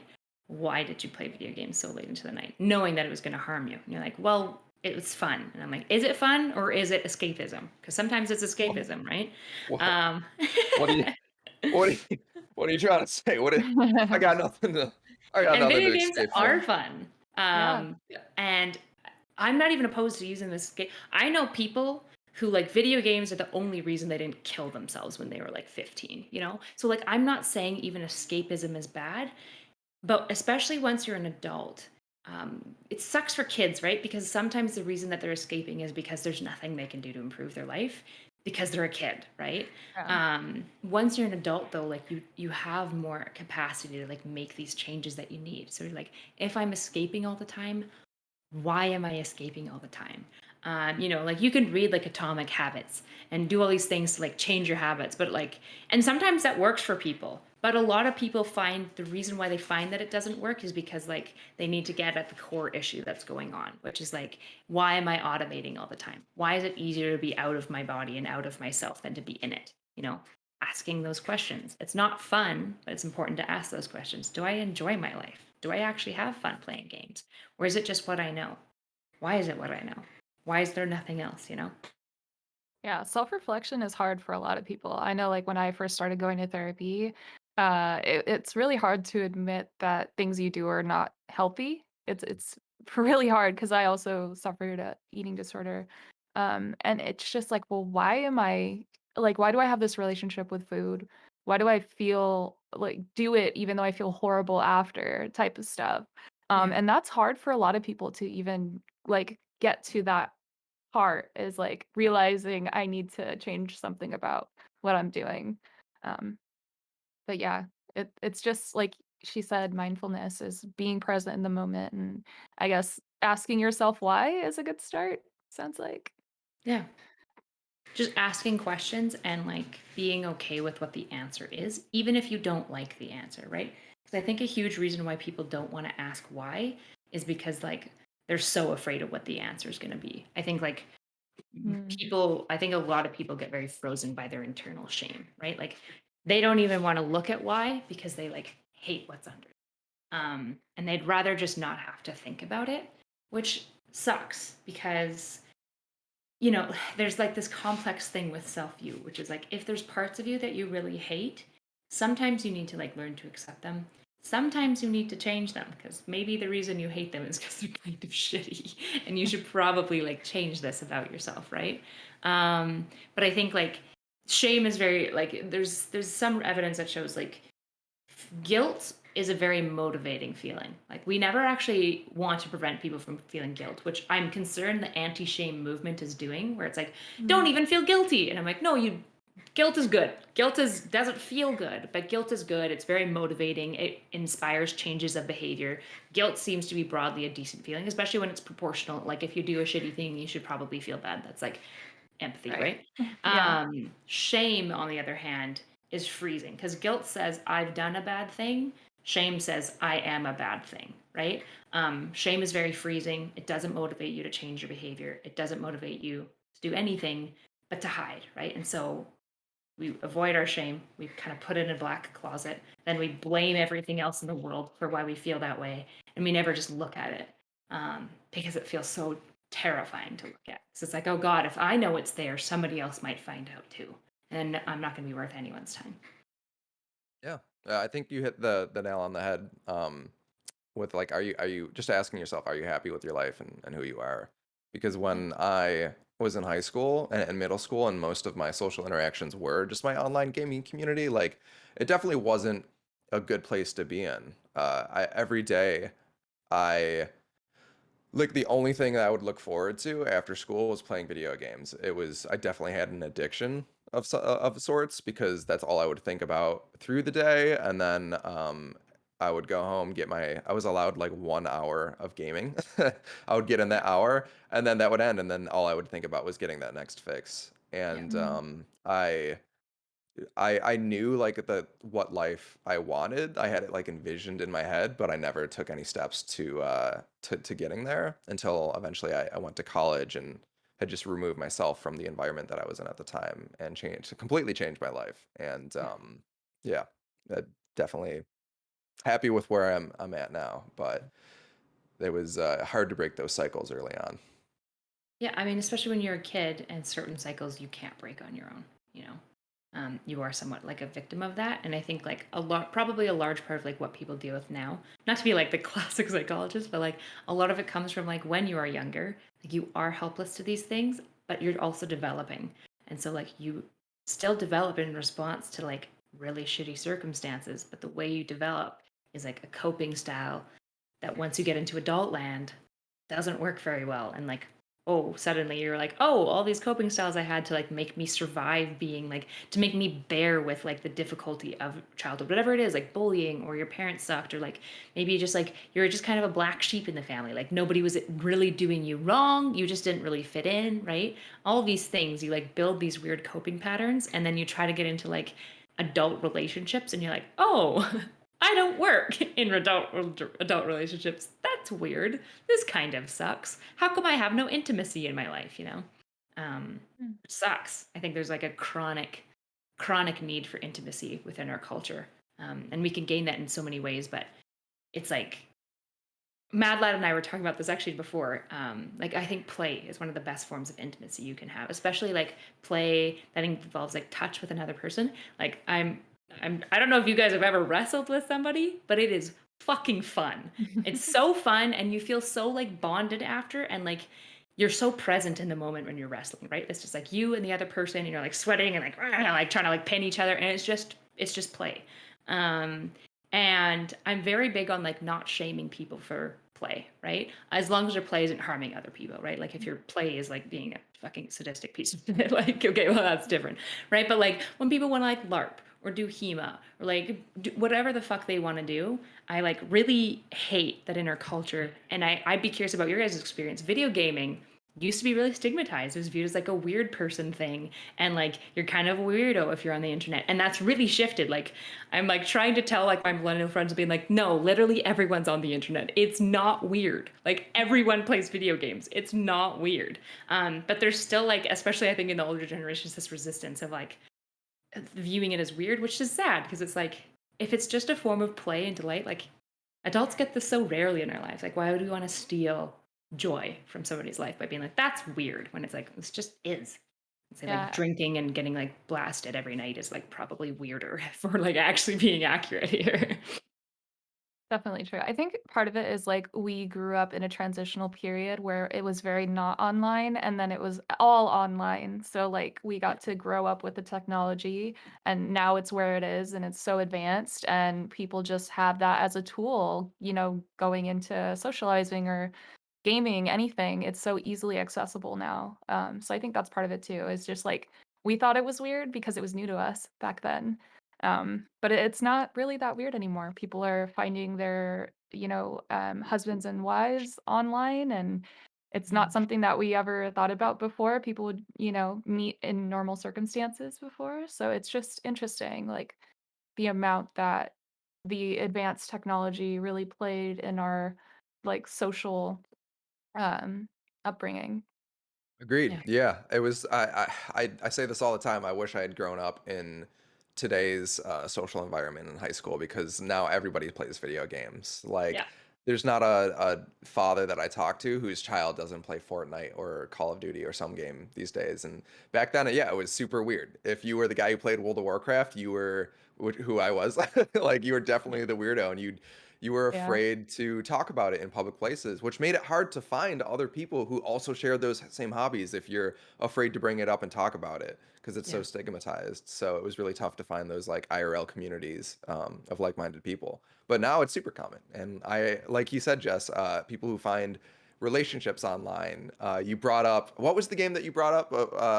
The earlier, it's like a peaceful kind of like Animal walking Crossing? Animal Crossing. I have a good Yeah. friend who who probably like developed his relationship through Animal Crossing because Aw. he's in a long distance relationship with someone who lives in a different country, and that's how they would just spend time together is just hanging out on Animal Crossing, and they've got like Yeah, that's a a great beautiful idea. relationship. You Yeah. can go to the aquarium, like aquarium dates. Hello. They would literally do stuff like that, and it That's was so sweet. beautiful. It was awesome. Yeah. If I could jump in real quick too, like Josh, a lot of my online interactions were my social structure growing up, especially autistic and in rural America where options are very few. And especially knowing from a young age I wanted to be in media, like I was like super into like YouTube culture even before it was like a career. I was super into like digital media and stuff like that. And I remember my mom being one of those people who it's like, oh, you can't let your child get into this stuff. You need to have them do anything else. And just every other week be like, try this, do that. And they were good enough where like once I would like give it a try and be like, no, they would let me back into what clearly was working for me. But now she's a teacher. Now she comes to me for everything. She's like, everyone wants to be a YouTuber. What is that? Everyone wants to play these video games. Have you heard of this game? So I can talk to my students and connect with them. And just seeing that parallel from, me age 10 to me age 25 now has been like really weird to watch in inverse. It's funny how that's flipped. Yeah, now we're kind of the ones with the inside knowledge. I remember being in middle school playing World of Warcraft, and I found out that game testers were a thing that you could literally be paid to play video games. And I knew I always wanted to work in video games. I just didn't know that like there were real careers, like that was the thing you could do. And I remember running up to my mom and being like, "Mom, did you know that you can get paid to play video games?" And she kind of waved it off like that's Nobody's no, gonna son, pay like you to that's play not. video games, Yeah, Joshy. like no, that's not a real thing. But that initial concept like never left me, and all throughout like my developmental years, I was like, well, that's what I'm gonna do. I'm gonna like work on video games, and I never let that dream like despite all of the adversity towards that, I never let that go, and eventually I went to college and chose a college specifically to make video games and eventually did it. And then found out that it's hard and you don't get You paid a don't get lot. paid You in don't video get paid. games. Your And mom then, was then right. left for a little while. Yeah. But yeah. No, it's It's a actually lot of oh, sorry, go ahead, Allie. no, I was just gonna say like this is actually really funny. I'm about to kind of date myself here. So back in my day when we were playing video games, we couldn't do it online. We had to do it at LAN parties. So Oh what we would yeah. do is we'd bring our computers over to someone's house, network it, figure out all the networking that was required, which made us basically like, IT people naturally, right? And we'd play games all night long, right? And so like I was in like, the geeky group of friends, like there's like, 5 or 6 of us, we would just hang out and whatever. My little brother gets to high school, right? And he's like football player plus like, he's my little brother, so he's into the same video games. His entire high school just played video games together. So like the football players would be like the football players are a little bit more hyper aggressive about it, right? So Right. like, some guys like, who who the F did this to me in this game, whatever, right? And then, like, there'd be, like, like the dirty kid in the corner being like, hey, I got you. Like, and they're like, everybody was like hanging out, becoming like friends with each other. Like, so like the video game thing kind of like bonded all these different cliques in my high school for my brother's era, but not my era. My era was like, awful, but his era was really, really cool. My brother got the whole baseball team to read the Berserk manga and watch the 90s anime. Nice. And I love yeah. it because he's 18 right now, so like he's like a child. A child. Yeah, and that culture shift extends not just to video games, but everything. Like, so many more people are into anime and like adult cartoons, and well, that sounds weird. Adult cartoons. That makes it seem the ones anyways. you can broadcast. But I mean, that's what is it? Invincible? Like Invincible is just an adult cartoon. And it's for sure an adult cartoon. I would not recommend that to children. Also, Castlevania is like It's top brilliant. tier. Yeah. It's incredible. Because all of these nerdy kids grew up with cartoons, and now we're all adults, and we still like the same things. Like, we've matured and grown. We're no longer, saying some of the same things we used to say in online gaming, but we still have the same taste. We still like the same things. So, yeah. What if I can feel free to pass off the question, Josh? But I'm just curious, and this might even get. I don't know how old you are, Jess, so I don't know if you as much grew up in like the stigmatized. 29. You don't have kids. 29. Okay, yes, you're around the same age. Were you also, Jess, a gamer type in like high school and junior high? Okay, and you were a girl, so that was like even rougher for you. Yeah, I was called a tomboy. So I don't even think that term people use that term anymore, but yeah, I was called a tomboy because I liked wrestling and video games. Yeah. Okay. What is it like for you guys now to like look back and like you're both very attractive, decently successful adults who are like now your guys' field is like kind of the pinnacle of like a lot of fields. Like a lot of people looked at the gaming field as like the head of like technology, kind of like avant-garde, which is like I can't imagine what your high school version of yourself would think of that, right? Like I always think back to my high school bullies and I'm like, I just want to like be 28 and hot and be like, you like I'm attractive now, Right? I'm cool now.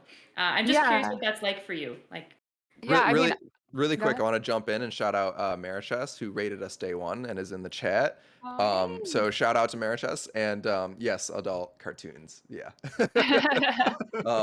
Sorry, Jess. Feel free to No, to you're take that good. one. I will say I got bullied a lot growing up because like I was in a poor family, so I like got made fun of for wearing Skechers and like dumb stuff that kids like to pick on you for no Yeah. reason, and being a tomboy, quote unquote. So yeah, it's just weird like knowing all the crap that I was given for like listening to certain music or playing video games. And then now it's like totally normal, and I work in technology, and I always joke with my dad because he used to be like, "You're never gonna get anywhere playing video games and doing whatever," and I was like, "Haha, Dad, I'm successful. Fuck you." Yeah, it's actually really funny. Same thing for my family, except like instead of video games, it's like me with chess. My brother's a stunt guy actually in Hollywood, right? Nice. And like these are like two things that like my family had this expectation, right? We're gonna be engineers, we're gonna do these things, and like we're like living our passions and having a blast, and we can still make money doing that, and I think that's like super cool and awesome. Yeah. I mean, look at Yeah. esports. Like that's insane. You can be a sport like athlete in games, which is super cool and fun to watch being explained to older generations.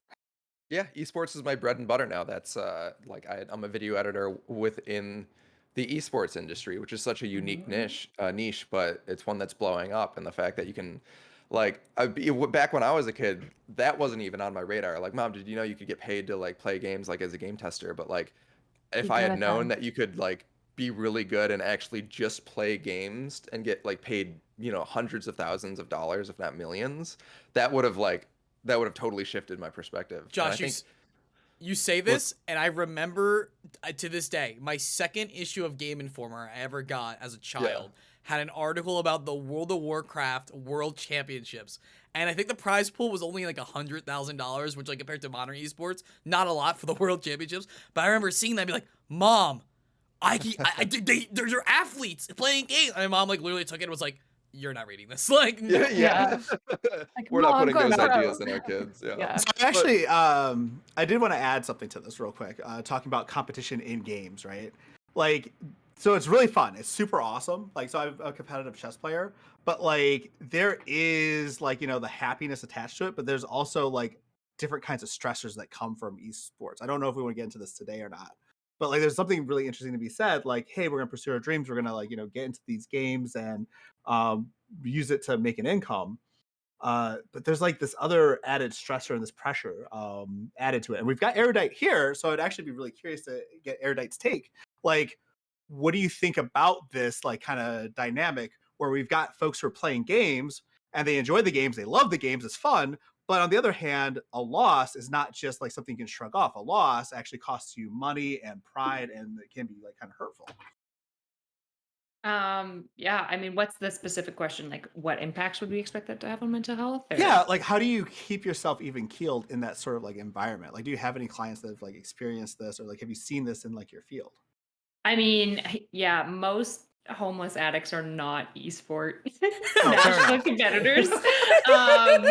In fairness, Nate Shot just walks in your but I do know that there is a lot of addiction issues in any elite field.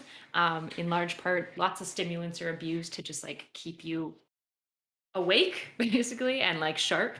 But yeah, I mean, I imagine it's probably similar to like what any professional athlete experiences to some extent. Particularly if they're not like a kind of more like a tenured professional athlete. Like, if you're in the NHL, whether you win or lose, you're still like making money. Whereas like if you're competing more like for sponsorships in the Olympics as like an amateur, they're called like amateur, but they're obviously like highly elite professionals, like Canadian athletes. If they lose a bunch, they can like actually like lose their sponsorships. Yeah, I mean, I imagine it's much more devastating. I don't know specifically like the mental health sequelae of that, but I imagine it's similar to like any kind of elite athlete. Like the pressure is on to perform, which is going to create not a lot of time for those mindful questions of why. I think when you're performing at those high levels, like there isn't really space for that, because you're so consumed with like improvement, right? Like it's like hustle culture to the extreme. And I fucking hate hustle culture. I think it's so toxic. But when you're performing at a national or international level, when you're competing, when you have like 9 billion people in the world, it's easy to get beat. Like you have to be, any wasted second could be what causes you to lose everything. So, especially in video games where like it really comes down to like reaction speed times of like less than like a milliseconds of time can like ruin your career. It's like so much pressure that I imagine it wouldn't be surprising to me if like addiction levels were really high, just like they are in a lot of sports. There's really high addiction rates because how else do you cope with being at like an elite level constantly? I don't know. Yeah. Yeah, Makes I can sense. I can take this a little bit before we transition to our next topic.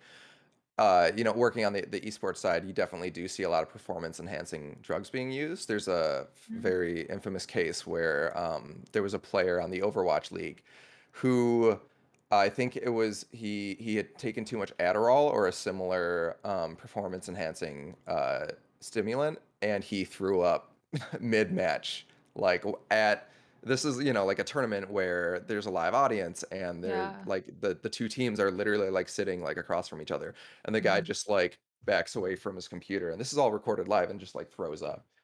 Wow. Not to mention like the amount of the burnout rate among professional gamers is so much higher than any other sport, because like in South Korea, by the time you hit the age of like 22 to 24, you've already peaked and your reaction times are slowing down, and like you're gone. So there's a very small window for professional players in esports, and the fact that like you can just be replaced in a moment's notice if you stop performing by another player that's younger and better. I can't imagine the amount of stress that these people are under. Not to mention that you're gaming for 12 hours a day, not getting the physical exercise that you need. Like at least in professional sports, you're up, you're moving around, you're like interacting with people. Uh, if you're just sitting at a computer 12 hours a day, that's probably going to have some physical and mental downsides to And it. there's a union. Not I've heard heard that professional esports teams are now being required because like exercise is actually really good for your reaction Hmm. speed and everything. Is that true? Is that they're now like Yeah, there are a in the lot of gym for their yes. esports skills, there basically? there are a lot of teams that now have like within their facilities they'll have like in-house gyms and physical trainers and all of the same services that like actual athlete. Well, I don't want to say that actual athletes. They're all actual athletes, but like your traditional sports athletes would get. They Yeah, get all that the is same Right. using their services. whole body, right? Whereas an Yep, esport is a lot more like intellectual and a Hmm. hand, Well, I mean, it absolutely. applies fine to motor chess as coordination. well. Yeah, like in chess, like working out is like the key to being able to maintain focus. Like when you're in a tournament setting, like I Yeah. have all sorts of anxiety when I'm competing, and like I'll make tracks in the carpet while I'm pacing around the board, like trying to figure out what to do. And like when I started working out and training, like that actually helped me kind of like figure out a way to funnel the adrenaline, because there is adrenaline, and you're supposed to sit still while the adrenaline's pumping. Like how do you do that? It's Yeah. hard. Work Yeah. out. Yeah. Same with games, like trying to like have consistent aim while your adrenaline is pumping is incredibly hard to do. And yeah, so it's tough though. Like, can you imagine like practicing for 12 hours a day and then also having to go to the gym and like Yeah. feed yourself and do all this other stuff on top of that? Like it's that their schedules must be pretty intense. Yeah. Hence the burnout rate. Right. Exactly. I'm glad we got onto Um, the exercise thing because I think the whole COVID thing ties back in very well to exercise, which we don't talk about for mental health nearly enough. Agreed. yeah, yeah. My exercising has dropped off the map like completely since COVID. Yeah. It's Yeah. horrible. Yeah. Even though it's like Um, most needed. Yep.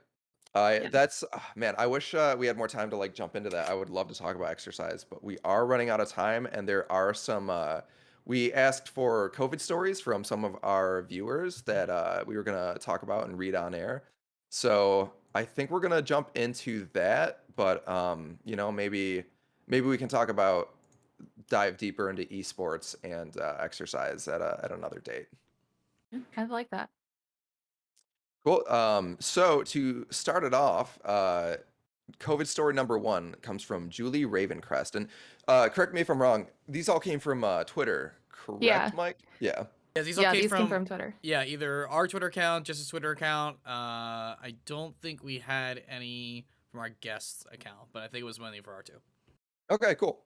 So first one comes from Julie Ravencrest. A week away from my now husband coming to Cali from Canada to propose to me, I was supposed to move in May up with him and couldn't until October.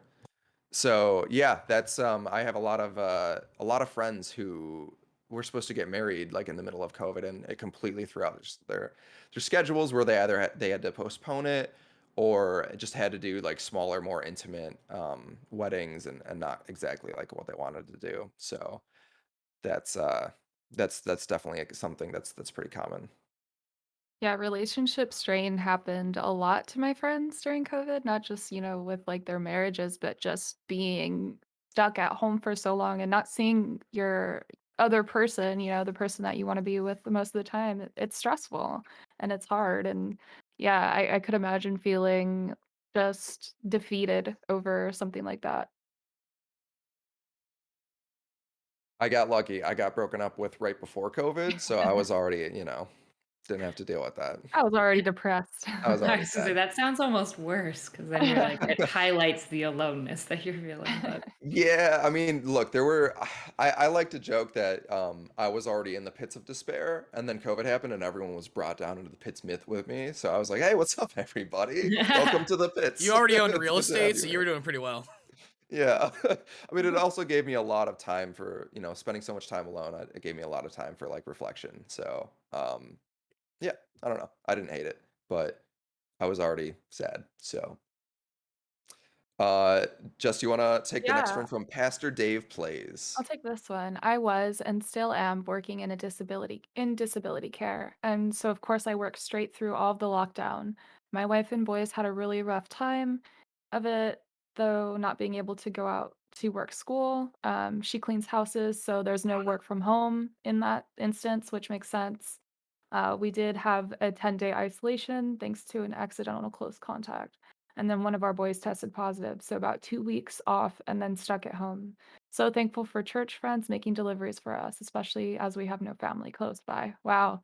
I mean, uh, being working in something that's deemed essential and you're not allowed to lock down, like I could imagine feeling guilt for, getting sick or someone in your family getting sick. Like, what did I bring at home? Like I couldn't even I was fortunate enough to work from home, so I didn't have to experience that, but that's like a whole other level of anxiety that goes along with that. Yeah, Yeah. and honestly, thank God that we had the stipends that went out, the increased Stimulus payments checks. for the Yeah, stimulus checks, and also like the raise in the amount that unemployment right. got, and the fact that unemployment was extended to contractors because that wasn't previously a thing, and so many contractors lost their job in various industries. So it's I hope that people that like this gives people more of a positive impression of social services, the fact that it like helps so many people, because I think that prior to Right. this there was a more negative view of social services and handouts and stuff like that. I mean, Erudite, you live in Canada, so like there is a much more positive view on all these things up there, I must presume. Yeah, I think it depends on where you're from. Fair There's enough. definitely, I mean, I'm in like Alberta's considered like the Texas of Canada, Oh, okay. which it's like it's not, because our like two major cities are like very, very left. But yeah, I would say like overall, our our employment insurance doesn't extend actually to contractors, which was a Mm, really big stress for me anytime Oh, man. like there was like lulls in work and stuff like that. But yeah, I mean, I was really hoping that this would not only like get people on board of being like, hey, social like support and stuff is just a thing, but I was really hoping that it would like bump us towards UBI because I'm like a very big UBI fan. Okay. Didn't do that, but I agree. I would hope that it like reduced stigma. I think probably for certain individuals, it probably increased stigma because they look at like the debt amount that's like been incurred during COVID for like governments. Usually I say they probably don't understand debt and economies anyways, but yeah. I think I would hope that it would decrease stigma, but I'm not sure. Sure, Um, sure. yeah. But I mean, even something like universal health care up there, that was something that was almost universally opposed until the government enacted it and people started seeing the benefits. And then, like now, it's again, I'm just assuming, I don't live in Canada, but I'm assuming most people who live in Canada and benefit from it are for universal health care. Yeah, I mean, most people in Canada would say like we don't prefer the American system. Our public healthcare system is um, the reason why Canada was locked down for so much longer, even though we have an insanely high vaccination rate, is because our public healthcare system is so poorly mismanaged that mm, we can't handle any level of like increased sickness and disease. Like there was multiple times where like everyone's like, we're 4 days away from like the entire healthcare system falling apart. And to be honest, I've been hearing conversations like that for almost 10 years. Like, mm, Yeah. public health care is amazing, but there's some serious risks that came with it. And we saw that a little bit with COVID of being like, oh, wow, we don't pay our nurses enough. We don't have enough of them. And the moment that our numbers increase a little bit in the hospital, all shit breaks loose, Yep. which was a little bit scary. So I think it brought awareness of being like, oh, wow, we're grateful for a public healthcare system because you get COVID, you don't have to like pay for it, but also like there's some needed reforms in our public healthcare system. For sure. Yeah, Yeah. we got the added bonus of the hospitals being completely crippled, and everyone who went to the hospital is now in crippling debt. Yes. yep. Yeah, So, I mean, every Canadian doesn't want the American system. We just want to like improve our system further Yeah. because we have issues, right? Where like wait times can be like 8 to 10 hours and people are like dying in waiting rooms and stuff like that. So, like, again, we don't want the American system, but we want to see our public healthcare system just further improved. for sure. Yeah. Yeah. Oh, sorry, Jess. No, I was gonna say it's definitely a stress test of like the infrastructure. Do we have the infrastructure to survive something like this? And it was tested. I mean, I feel like even if you didn't go to the ER for COVID, there was a COVID ward, so you had to go somewhere else. Places were full. You couldn't be seen for a long time. So yeah, it just really, we just didn't have the infrastructure in place. And I feel like maybe that translated to you, where you were as well. And like you said, it's not perfect. It could definitely be improved, but having to pay on top of that is definitely not fun in the Yeah. US. Absolutely. I remember, again, back to the daily that I listened to, the podcast. I remember during the early weeks of the outbreak in New York City, listening to journalists who were embedded inside the hospitals out there, and the doctors were talking about like, yeah, we have to make a choice of who to save because we only have so many beds. So we have to choose the ones that we think are most likely to make it. And we can't save everybody. Yeah. And just Wow. yeah, I could not do that. I would just feel awful.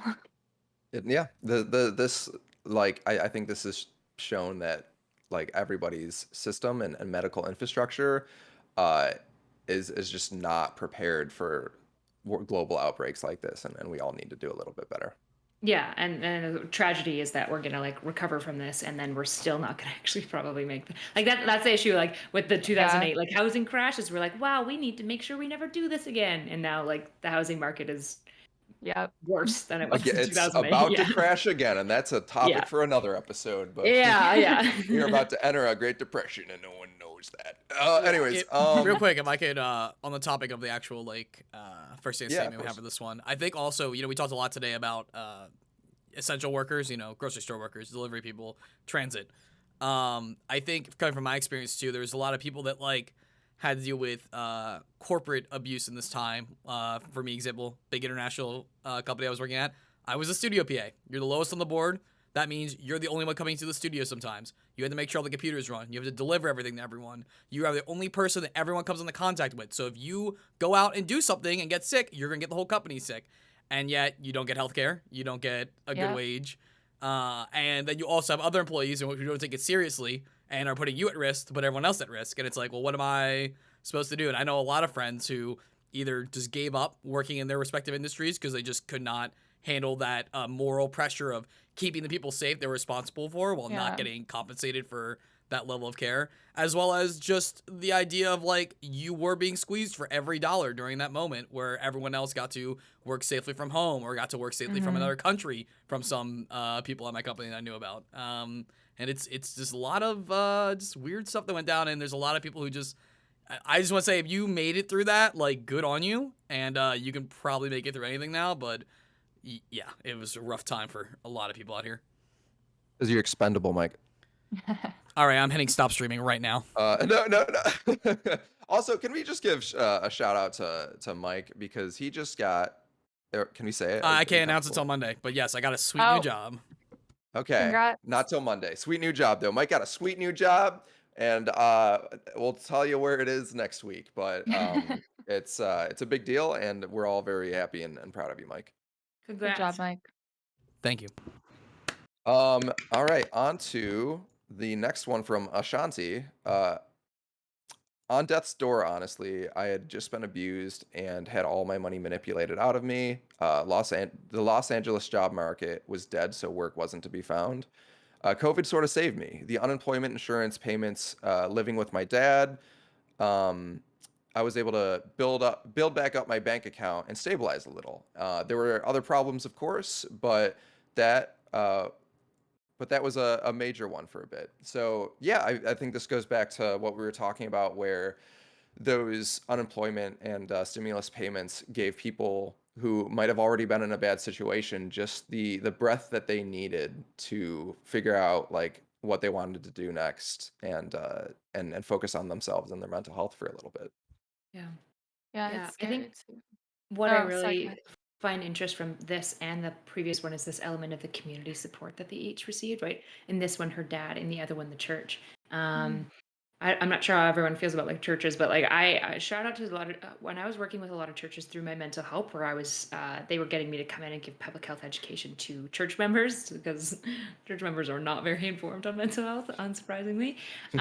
But every one of them was telling me about like the amount of benevolence packages. Like there were so many churches that I'd went to that had like been like handing out constantly like big grocery vouchers and like just like $500 gift cards to like Safeway and stuff like that, which is a Canadian grocery store. And just like, so not just churches, but like that was my exposure to it. But like all of this kind of community pulling together, like it seems like we saw a lot of community division, right? Where people like literally separated from their family over like COVID. And then we also saw like, it's like any type of stressor like this, you see like the best and worst in people. Right. And you just like pray that you fall on the right side of history when it comes to this. But I've been both like horrified and like blown away to see like people pulling together or pulling apart, depending on how they react to things. But the community aspect to me got really highlighted during COVID of like the need for more of it and like just how vital it is um, for functioning. Yeah, absolutely. My grandparents are very, very religious, and I'm personally not, but I know that they were able to get food deliveries through their church, through the younger members of their congregation, who are making runs for everybody who is older and more at risk. So they're, communities like that are definitely vital during things like global pandemics. And I while I was home, like so my parents' farm and my grandparents' farm are like right next to each other, like literally a little walk through the woods apart. And during the beginning of the pandemic, I got into a lot of Facebook arguments with my grandpa because of, all of the social divisions that were only widened because of the pandemic. And while I was home, I was like purposefully like going out of my way to like not see my grandpa because of these like, arguments we were getting in, and it was awkward. And one day I was just walking through the forest, and he pulls up. I see his tractor start like coming up and pulling up. I'm like, oh my god, oh my god, oh my god! Like I haven't talked to this guy the whole time I'm home, and he just gets out of the tractor, and I break down in tears, and he just comes over and like hugs me. Aw. So yeah, you know, for all of the negativity that has come from the past year. There's I think it's brought some families closer. So yeah. Yeah. That's a good story. I like that story. I'll take this next one. I don't know how to pronounce the name though. Is it Aoif? Aoif? I have no idea. Anyway, I heard talk of travel restrictions before they happened, so went home to Michigan to take care of some family matters. Was the last time I got to see my cousin before she was confined to a hospice bed. I flew back to DC on Sunday and got the email that night that the office was closed. Our lease was up, so we spent the first week of lockdown packing and moving into a new building. I remember spending a week with my laptop sitting on a board between two trusses, waiting for the last week of March to tick down at the old place, and we couldn't get an appointment to get our internet set up at the box. Oh, wow. Like, that sounds like a nightmare scenario. Having to move is stressful enough without a global pandemic. Yeah. Oh, Aoife, thank you. Yeah, there was a point where my ceiling started leaking because Oh, our no. upstairs neighbors had like left their sink on for whatever reason and had left the apartment, and it just started flooding, and it just started like leaking onto my router, and I was like, no, no, no, no, no, no, I can't.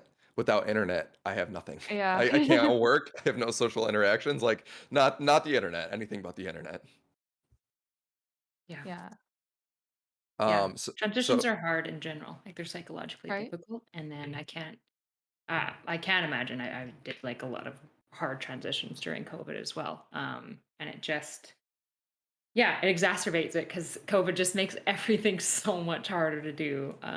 Yeah. Even like applying to like stuff, like there's a government form on me that for like my hiring, because I used to work for the government, that I can't get a hold of because they're not in office, but they're legally required to give it to me. And they're like, well, we just can't give it to you right now. And I'm like, you have to give it to me. So I can't even imagine. Yeah. Like, yeah, the stress of COVID on top of all that is just makes things rough. yeah. This next one comes from Shri. I was already out of work because I had surgery for a retinal detachment on, that sounds very painful, on March Yeah. 3rd of 2020. It was super weird because the whole world shifted while I was already isolated on my first day back to work. Was getting a laptop and stuff set up for work from home. So yeah, that's gotta be weird, right? Like people who are Yeah. already in the hospital during the middle of all of this happening, and then getting out of, like, they've already been isolated to a Right. certain extent, and then they get back into the real world, like starting their recovery and healing process, and all of a sudden the entire world has changed, and Sounds like um the plot of a zombie movie where I you're was gonna like in the say, hospital and then you're like everything's just changed. You're like, yeah, I can't wait to get out of the hospital and go back to normal. And then it's not normal, you know? It's a little So, off topic, but did you all see how like they were shooting a season of Big Brother during the time? And then obviously in mm-mm. that show you're isolated in this house. You don't get any contact with the outside world. And they were there when Ah, COVID happened. And so there's an episode where they start like telling them, like, because at first they didn't tell them because like, well, we don't know exactly what's going on, so we don't want to worry anyone. And then like once everyone started shutting down globally, they were like, okay, we need to tell the contestants. And they like, Oh my God. there's like just this episode where they sit them all down in the room and they just start explaining what the hell's been going on in the outside world. And it's like, if you haven't seen it, it's fascinating to Yeah, watch. it sounds interesting. Yeah. Like from a psychological, I would like to see how they reacted to that going forward. Yeah, But it's like the equivalent of like waking up from a coma to the world being the way it is right now. Isn't that like the start of Walking Dead? Is like It is Yeah, it literally is. the start of he wakes up and he like Yeah. comes out of the hospital and then there's like zombies everywhere and it's like why why. Yeah. that is the plot of The Walking Dead.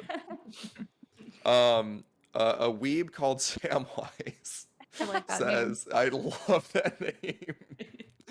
Oh, Frodo. That is based. Right? Lockdowns had a big impact on my life, a positive one actually. I noticed that that my close friends were really struggling and couldn't handle the isolation, while I loved it. Looked internally at myself, did some research, and found out that I'm autistic. Life makes so much more sense. Wow, that's Awesome. wow. Yeah, I mean, that's good on you for having that self-reflection. I feel like a lot of people were forced to look inward and like, well, why am I not happy right now? Or why am I thriving right now? So that's great that you were able to find that out because I think that's super important, especially just like knowing how, your neurodivergence, like how you connect with the world. And yeah, I mean, I think it's cool to put a name to that. So yeah, congrats. That's cool, right? As someone that wasn't Absolutely. diagnosed till late, good on you, and I hope it's been Right? good. It's very rough when you get into like start forming your adult patterns, or if you've been misdiagnosed, especially, which is what I had a bunch of times, and you keep forming different patterns around what they tell you is going on when that's not what's going on. So good on you. It takes a lot of hard work to get to that point, especially accept that given how our society structures that. And hope you're doing well, Samwise, you fucking weeb. Yeah. You absolute weeb. Out of curiosity, Mike, what when you are being diagnosed for autism, like what are some of the like how do you know what are some of the things that It's different for everyone because it's such a Yeah. wide gambit. For me, I'll just speak to I try to speak from my personal experience because it's a wide gambit. I don't like to like generalize because I'm not a professional in this field, obviously.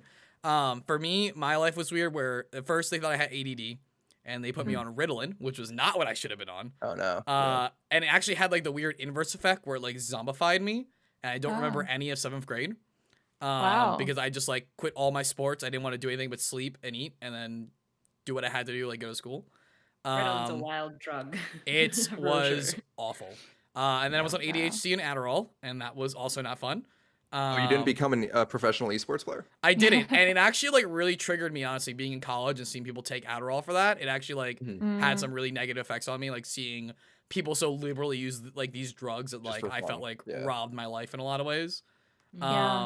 And then it wasn't until like 10th grade, and I was so sick of going to all these doctors. And my mom's like, I want to go to one more psychologist, one more person. I'm like, I don't want to do this. I really want to do this. And she's like, well, she did the thing that I hated, but it worked in this case. I'm like, well, I'm going to ground you if you don't go here. And I'm like, all right. And so I went there, and I remember I just like was completely shut off. I didn't want to listen to a thing she said, especially because she was from the church, and I did not like the church at the time.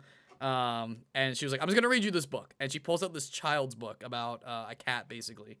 And basically the cat is just an analogy for a person with autism. It's just an anthropomorphic cat. And it's just describing the cat in different social settings. And I just remember bawling on the couch. I didn't say anything. Oh. Just all of a sudden I just started crying. And I was like, Aw. I don't know why I'm crying. And she's like, well, it's because the cat's you. And I'm like, and I just start crying. And I couldn't even do the rest of the session. But then I was like, I want to go back. And then that's when I was like, oh, I know what I am now. Wow. That's like, wow. be- Sounds like you were beautiful. just overcome with emotions that you're like, I'm understood finally. Yeah, it was very like, oh, I'm seen. Like it didn't feel like someone was felt telling seen. me what I was. It was people like acknowledging what I was this time. That's cool. It's beautiful. Thank you, Mike. Thank you for sharing that. I'd be curious, Mike, to ask you, because I would love to like get to the place in culture where we can like acknowledge people's suffering without necessarily having to like I'm not opposed to diagnosis by any means or anything, but it feels like right now diagnosis is like essential to getting just validated for your suffering. Oh, which is, yeah, like, yeah. really terrible to me because it's just like It's causes people awful. to search. It causes people to search for a diagnosis that they might not really have because they just need their suffering validated. Yeah, I was just curious about your thoughts on like Yeah, just that piece of like Yeah, how so validating the diagnosis is when it's like, I want to validate your experiences of like social disconnect, which matters probably more to you than the diagnosis by itself. yeah, there's definitely on the it's this weird thing where on the social side I agree it's awful to have the diagnosis, but at least and I can obviously only speak for growing up in America. Because how the ADA works, you need like official diagnoses to get aid, even for like social stuff of like, hey, I need HR to understand that like if someone's like Mike's being a little distant to me and I feel like I can't get what I need out of him when we have work conversations, like, oh, he might just not know how to navigate that situation because he doesn't know you well enough.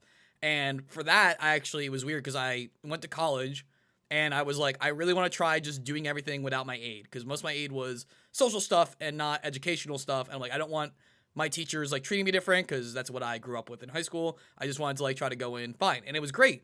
And then I got into the real world as an adult and I didn't have like my certifications and stuff like that. So like when I needed a few just small things in the workplace where it's like, hey, I just need you to understand this, or I need this extra break time here to potentially decompress if I'm in like a really high stress situation that I can't navigate mentally. And they'd be like, cool, where's your paperwork? And I'm like, and it's like the worst thing of like you wanting me to justify what I have to live with every day, essentially. Yeah, you have to prove to us that you actually need our grace. And Yeah. it's like, why aren't we Yeah. willing to just like extend grace and also have boundaries, right? Because I know the concern is like, well, we don't want people taking advantage of grace, which is fair. When people take advantage of your grace, it's really annoying. Yeah. But it's also like tragic because it causes people to like need a diagnosis and like kind of search for a diagnosis that may not even fit for them because they just need something to be like, can you just give Oh. me a little bit of space? I have X, right? And it's just the number of sad to friends me. I know during lockdown who have, because of like TikTok and social, have started self-diagnosing themselves for things Yeah. and called them be like, hey, I think I have autism. And I'm like, I can't be the one to tell you that. And also, even if I could, I don't think I would. And it's like this weird, like, transient, like, misplacement of like their actual issues because they want to like put Yeah. it in a bow and find like Yeah. a sense of self in that way. It's a pathologizing of like normal human suffering, right? Where it's like we don't always need pathological terms for suffering. The issue is that we need to care about human suffering even if we don't have a diagnostic label for it, right? Like a lot of people have social problems. Some of them might be autistic.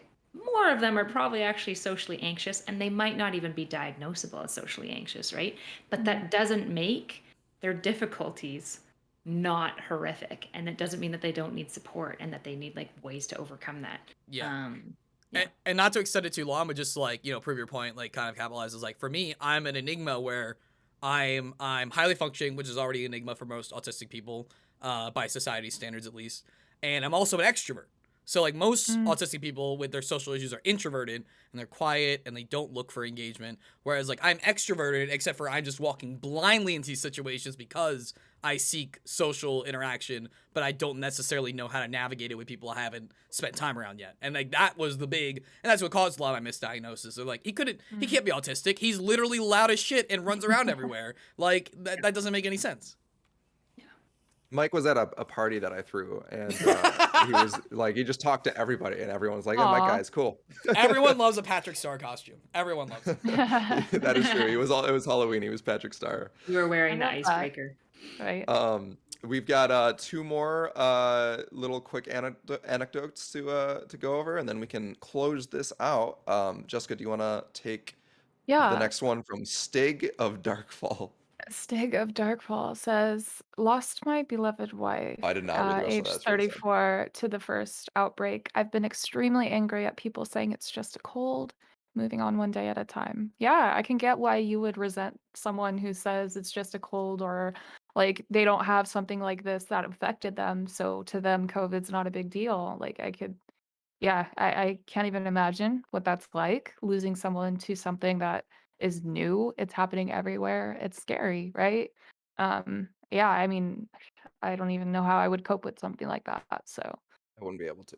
I yeah. think it probably, I could be wrong, but I think it feels really unfair because for a lot of people who experience COVID, it is just a cold for their experience, right? They don't even have to go to the hospital. But then some people, particularly this individual's wife, it wasn't just a cold, right? And it feels Right. like such an absolute injustice that like so many people just like skate through and like went to like Fourth of July, that's what it's called in America, like big Fourth of July like parties, and we're just like Yeah. drooling and drinking all over each other. And yet like you had to lose like your best friend and your partner for life. I think it's like so fair to like have these feelings of like rage. And that's why like grief is so bitter. I think especially during COVID. I think grief has been made especially bitter because COVID has become such a like politically divisive thing as well, that there isn't space for grief um, in the midst of it, um, which is tough, right? We just like want to blame because that's what like anger does, and I think that that's a valid form of grief, and it's tough because nobody wants to hear it from the opposing side for this individual who's maybe talking to people who are very maybe vaccine hesitant or just think it's a cold. They have no capacity sometimes to have grace for the other side because they're so like politically involved in COVID that they're not human like the human experience within COVID. Yeah. I'm really sorry to hear about your loss, Stig. Yeah. I remember halfway through the pandemic, I had a bonfire with some friends over, and one was just like exactly what you mentioned, Erudite, where it was the type of person who uh, was arguing that, this, why do we have to wear masks? Like, why are we giving up our freedom? This is no worse than like the common cold. And meanwhile, at that same bonfire, I had a friend who had lost her best friend at she was a nurse at a COVID ward, and Mm. I just like I was like, I can't believe this is like, I just pulled him to the side, like, what are you doing? Yeah. Yeah. It's just, yeah. And it's tough because I've also talked to people who've like kind of like Soviet Russia, right? Where like all of these lockdowns trigger the fuck out of them for like trauma reasons, right? And there's no grace on any side for anyone when it's like all of this is fundamentally about human suffering and we need to figure out a way to get through it together. Mhm. And it's been sad to me to see that like at least at like a broader social level, we haven't been able to do that when I think it's like fundamental to need it. Because so many people, I just see like emotional like trauma responses and stuff, and like people getting like really like upset. And it's like there's no space to be like, it's valid that you're feeling this way, right? It's just like you're wrong for thinking that way. And it's like, yeah, but facts don't care. You don't care about facts until people care about your feelings, you know? A lot of people with lockdowns, it scared them. It's scary to them, right? Yeah. They maybe have spent a lot of time studying more like authoritarian governments and they're getting really fearful. And it's like, how do you make space for that? While also making space for like, hey, these like health concerns are really valid. And we need to like also make space for like people who are genuinely scared or have genuinely lost people. How do we do both of these at the same time? Absolutely. Yeah. And then the last COVID story we have comes from T Money at work when it started, and at work he worked the entire time. It was interesting, but my honest response to the whole thing was, what lockdown? And I think that ties into that kind of ties into like your what you were saying, Erudite, where you know not everybody had the same experience, and to some people, like if you lived in a small remote village, because I know some people who still don't like understand what all of the fuss was about. Uh, there were some people who were just never touched by it, and they just worked through it, and they it's hard for those people to empathize with everybody who did like have a loss to some degree, Yeah. if it didn't touch them, because like that friend at the bonfire, it didn't touch his life in any meaningful way. So he had the opinions that he did, and when I pulled him aside and I was like, that person over there like lost her best friend, he was shocked. He didn't know how to like respond to it because that was his first interaction with someone Yep. who was touched by it. It's that big foot in the mouth moment when you realize like your political like proselytizing is like can actively be harmful to somebody emotionally. Right. And I mean that for either side. Like I'm not saying this for one side or the other, because like all of like it feels like in all of COVID, there was a really big loss of like the actual like human experience of like why people feel certain ways and why people don't feel certain ways, and like actually exploring that at a human level versus just like villainizing each other on both sides. Um, Made me really sad because like I'm very like I got all the shots, all the things, was very careful. Whereas like I have family members who didn't. Um, and like we talked and discussed about these things, but like we were still able to like bridge like human pieces of being like, I can understand why you're fearful about these things, but can you also understand like why I'm being extra prudent, because like I work with like people with like immunocompromised systems. Like of course I'm gonna like take extra steps to take care of them, right?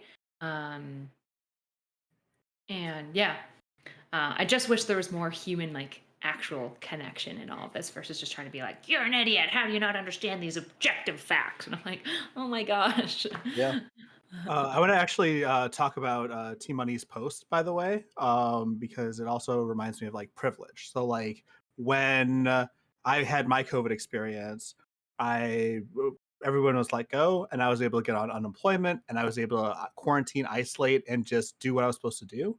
But like a lot of people ended up having to work the entire time. That's like what Mike was saying earlier. The people had to go to work. They were getting COVID left and right, and so when they were, looking for, how they can entertain themselves, they were going out in public, they're doing things because that was their life anyway. And they were being shamed by folks who were quarantining because, like, how dare you go out and do these things? Well, they're living this life. They have to work, and it's not fair to them. Yeah.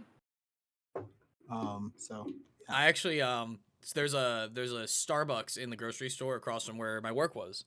And so obviously people come in there very casually all the time because of their Starbucks. And this older lady who would shop there, I would see her a lot, would notice me coming in because I had to go to get our cleaning supplies and basically any supplies for the office is right across the street. And she stopped me one day and I'm masked up, I'm doing everything right, and she stops me and was like, why are you here so much? I see you like here like every time I'm here. Like you should. And I think she thought I was like coming for Starbucks or something like that casually. It was like it's like you should be staying at home. Like I have to come here. I'm like, I have to come here and do my job. Like I'm working right now. Yeah. Yeah. There's a lot of like moral judgments going on with not a lot of context going on. And that just makes me sad. Whereas it's like I'm just willing to like I don't know, I've just always been willing to accommodate people. Like my friends, their brother had a heart surgery, like a full heart replacement when he was 10. He will always be immunocompromised. Any cold could kill him. So like they're like, I'm really sorry, like we can't spend any time with you until this. Can you isolate? And I'm like, of course I can. Like, of course I can, right? And then other people who are like, I'm feeling frustrated by these things, and I'm worried about like certain risks, and like I don't know. I'm also like willing to engage with them on like their feelings, because it's just like feelings aren't true. They just are, and people have them. And until we're like willing to acknowledge them, I don't know how we're gonna move forward. Um, yeah.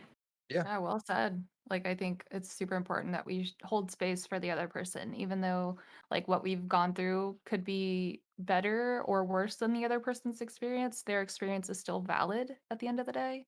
And yeah, like Erudite said, I wish we also had that too. I wish we had, more people willing to like look inward and hold space for other people Yeah, I without think being accusatory or, Yeah, I think that's why I like Josh's story so much about like his grandpa, where you guys were like having these opposing views.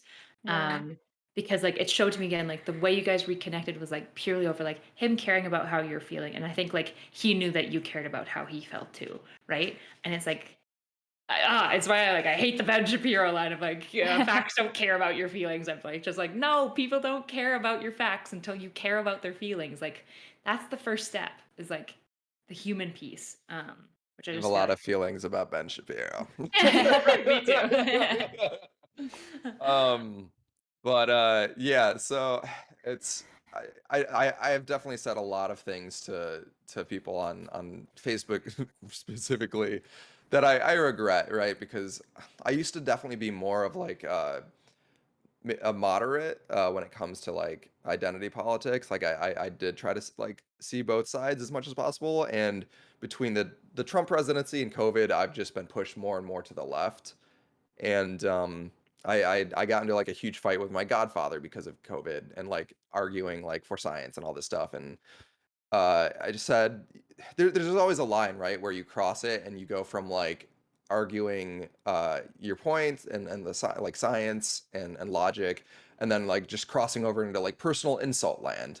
Yeah. And I find myself like year after year getting angrier and angrier and arguing less science and like facts and arguing more just like you're dumb.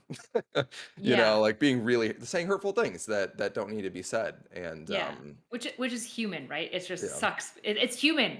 Those feelings are valid too. Like being really frustrated with people who are like really, really resistant to like certain things that you're like, this is like so borne out in the science at this point. But it's like it's frustrating. It's so validly frustrating, and yet you're never going to move them if you're just calling them dumb either. Even Right. if maybe they are being dumb, Yeah. Yeah. So I'd hopefully as the lockdown continues to transition out of the harsh period that it's in, and as the world continues to figure out how exactly to live with and process COVID, because it's going to be a part of our lives for years to come. Um, Hopefully, we can find more compassion in ourselves and in others as we learn to live with it. So, as we close out the show, I want to shout out some of our new followers. We've got Bayestiny, MVP Parker, or no MVP Arker XD, Res Me Please, and Nix Cielo. Nix Cielo. Thank you for the follow. Thank you so much. And Erudite, thank you so much for coming on as a guest. It was great talking with you. Your perspective, I think, added a lot to the discussion today. And are there any things you would like to shout out or call attention to? Jeffrey Epstein probably didn't kill himself. Damn! I mean, I agree. It's probably true. I don't know what else to shout out. I love that. I know. One other thing. I usually give 3 shout outs. I've decided to give 3 shout outs. Number 1, Good. Jeffrey Epstein didn't kill himself. Number 2, Indigenous people in Canada still don't have clean drinking water. Number 3, we're literally killing all of the marine animals with the fishing industry. And go follow my God. twitch.tv/NotSoErudite. Absolutely, yeah. Please follow twitch.tv / NotSoErudite if you would like to continue watching her and hearing her opinions on a matter of topics. All of my based takes.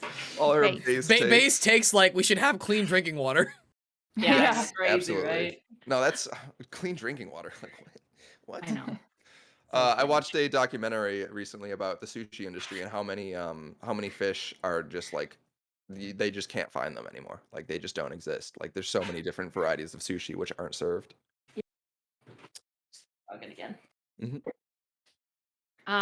Well, I wanted to thank you guys for having me on. I really enjoyed the conversation. I always enjoy talking with you too. And Mad Lad as well. Thanks for having me here. Yeah. Thanks for coming. Have me back sometime.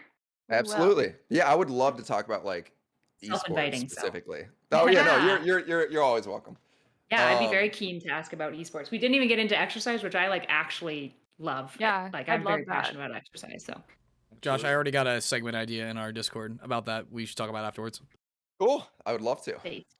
On that note, for more base topics, follow NotSoErudite on Twitch. For more gamer stuff, follow Weekly Stand Up on Twitch and Twitter. And we're gonna be here next Sunday. We're here every Sunday at 1 p.m. PST, 4 p.m. EST. And although we just went ahead an hour, are we still PST or are we Nope. PDT now? It's PDT and EDT. Very I hate important. this. I hate all of this. I don't. This shouldn't exist. This shouldn't be a thing. Real quick, some Anyway, last minute followers coming Final in. shout out. Last minute Daylight followers saving coming shouldn't in. exist. I agree. What was that, I'm from Mike? the part of the country where they asked for it, and I agree. Also, just shout out last minute followers coming in: Red Penny 7 and Dipsy Rose. Super. Hey, super Red good Penny. shout out. What's up? And also, all the followers, you may see some additional couple of streams coming up during the weekdays in the coming weeks. We are in need of a few additional streams a week just to hit that affiliate status, because even though we do a weekly show, it is 7 streams required. So you may see some fun little meme content or some gameplay coming up from us and the host. Just pay attention to Discord, Yes. pay attention to follows, and we'll be live with that. I think we're gonna do a meme review because Jess kills it with the memes on our Twitter. So we're gonna do a meme review, and then I was thinking maybe we just do like a stream of Elden Ring where we run it as if we were QA testing the game, because that's how both Jess and I got into the industry, and I don't know if many people know exactly how you QA a game, so that'd be kind of fun, and maybe Among Us or something, because Jess would love to play Among Us. Oh, we're working on it. We're working on the big Among Us collab. Oh, Jess, I think your mic died again. I'm sorry. Oh no! Oh no! Why does this happen to me? But and our camera. On that note, okay, cool. It seems like people are into the idea of like QAing Elden Ring, so that's Okay, definitely something cool. we should. Cool, awesome. That's good to know. On that note, we're gonna be rating the Kevin FM on Twitch, and what is he doing right now? He's talking about politics. He is talking. So it's Women's History Month. So he Okay. is been doing a bunch of different segments. I believe today is specific about the LGBTQIA community. So yeah, give him a follow if you haven't followed him already. The Kevin FM is awesome. He's a lawyer. Nice. And yeah, he talks about all sorts of stuff. Oh, all Autism right. too. Yes. Oh, cool, awesome. So we're gonna give that a raid, and I feel like we never timed this correctly. So Mike, just Yeah. give me like a countdown. Oh, did we do it? It's happening. Are we Moment rating? now. We're doing it. No, all we're, right. we're, Doing we're it. doing much. it. Doing it We live. agree we're gonna cut away, so I'm gonna cut I literally away. don't know how rating works. Thank I you don't everyone for understand tuning it. in. Please follow all of our socials and YouTube. Also, thank you, Erudite. Bye. Thank you. Follow Thank you. them.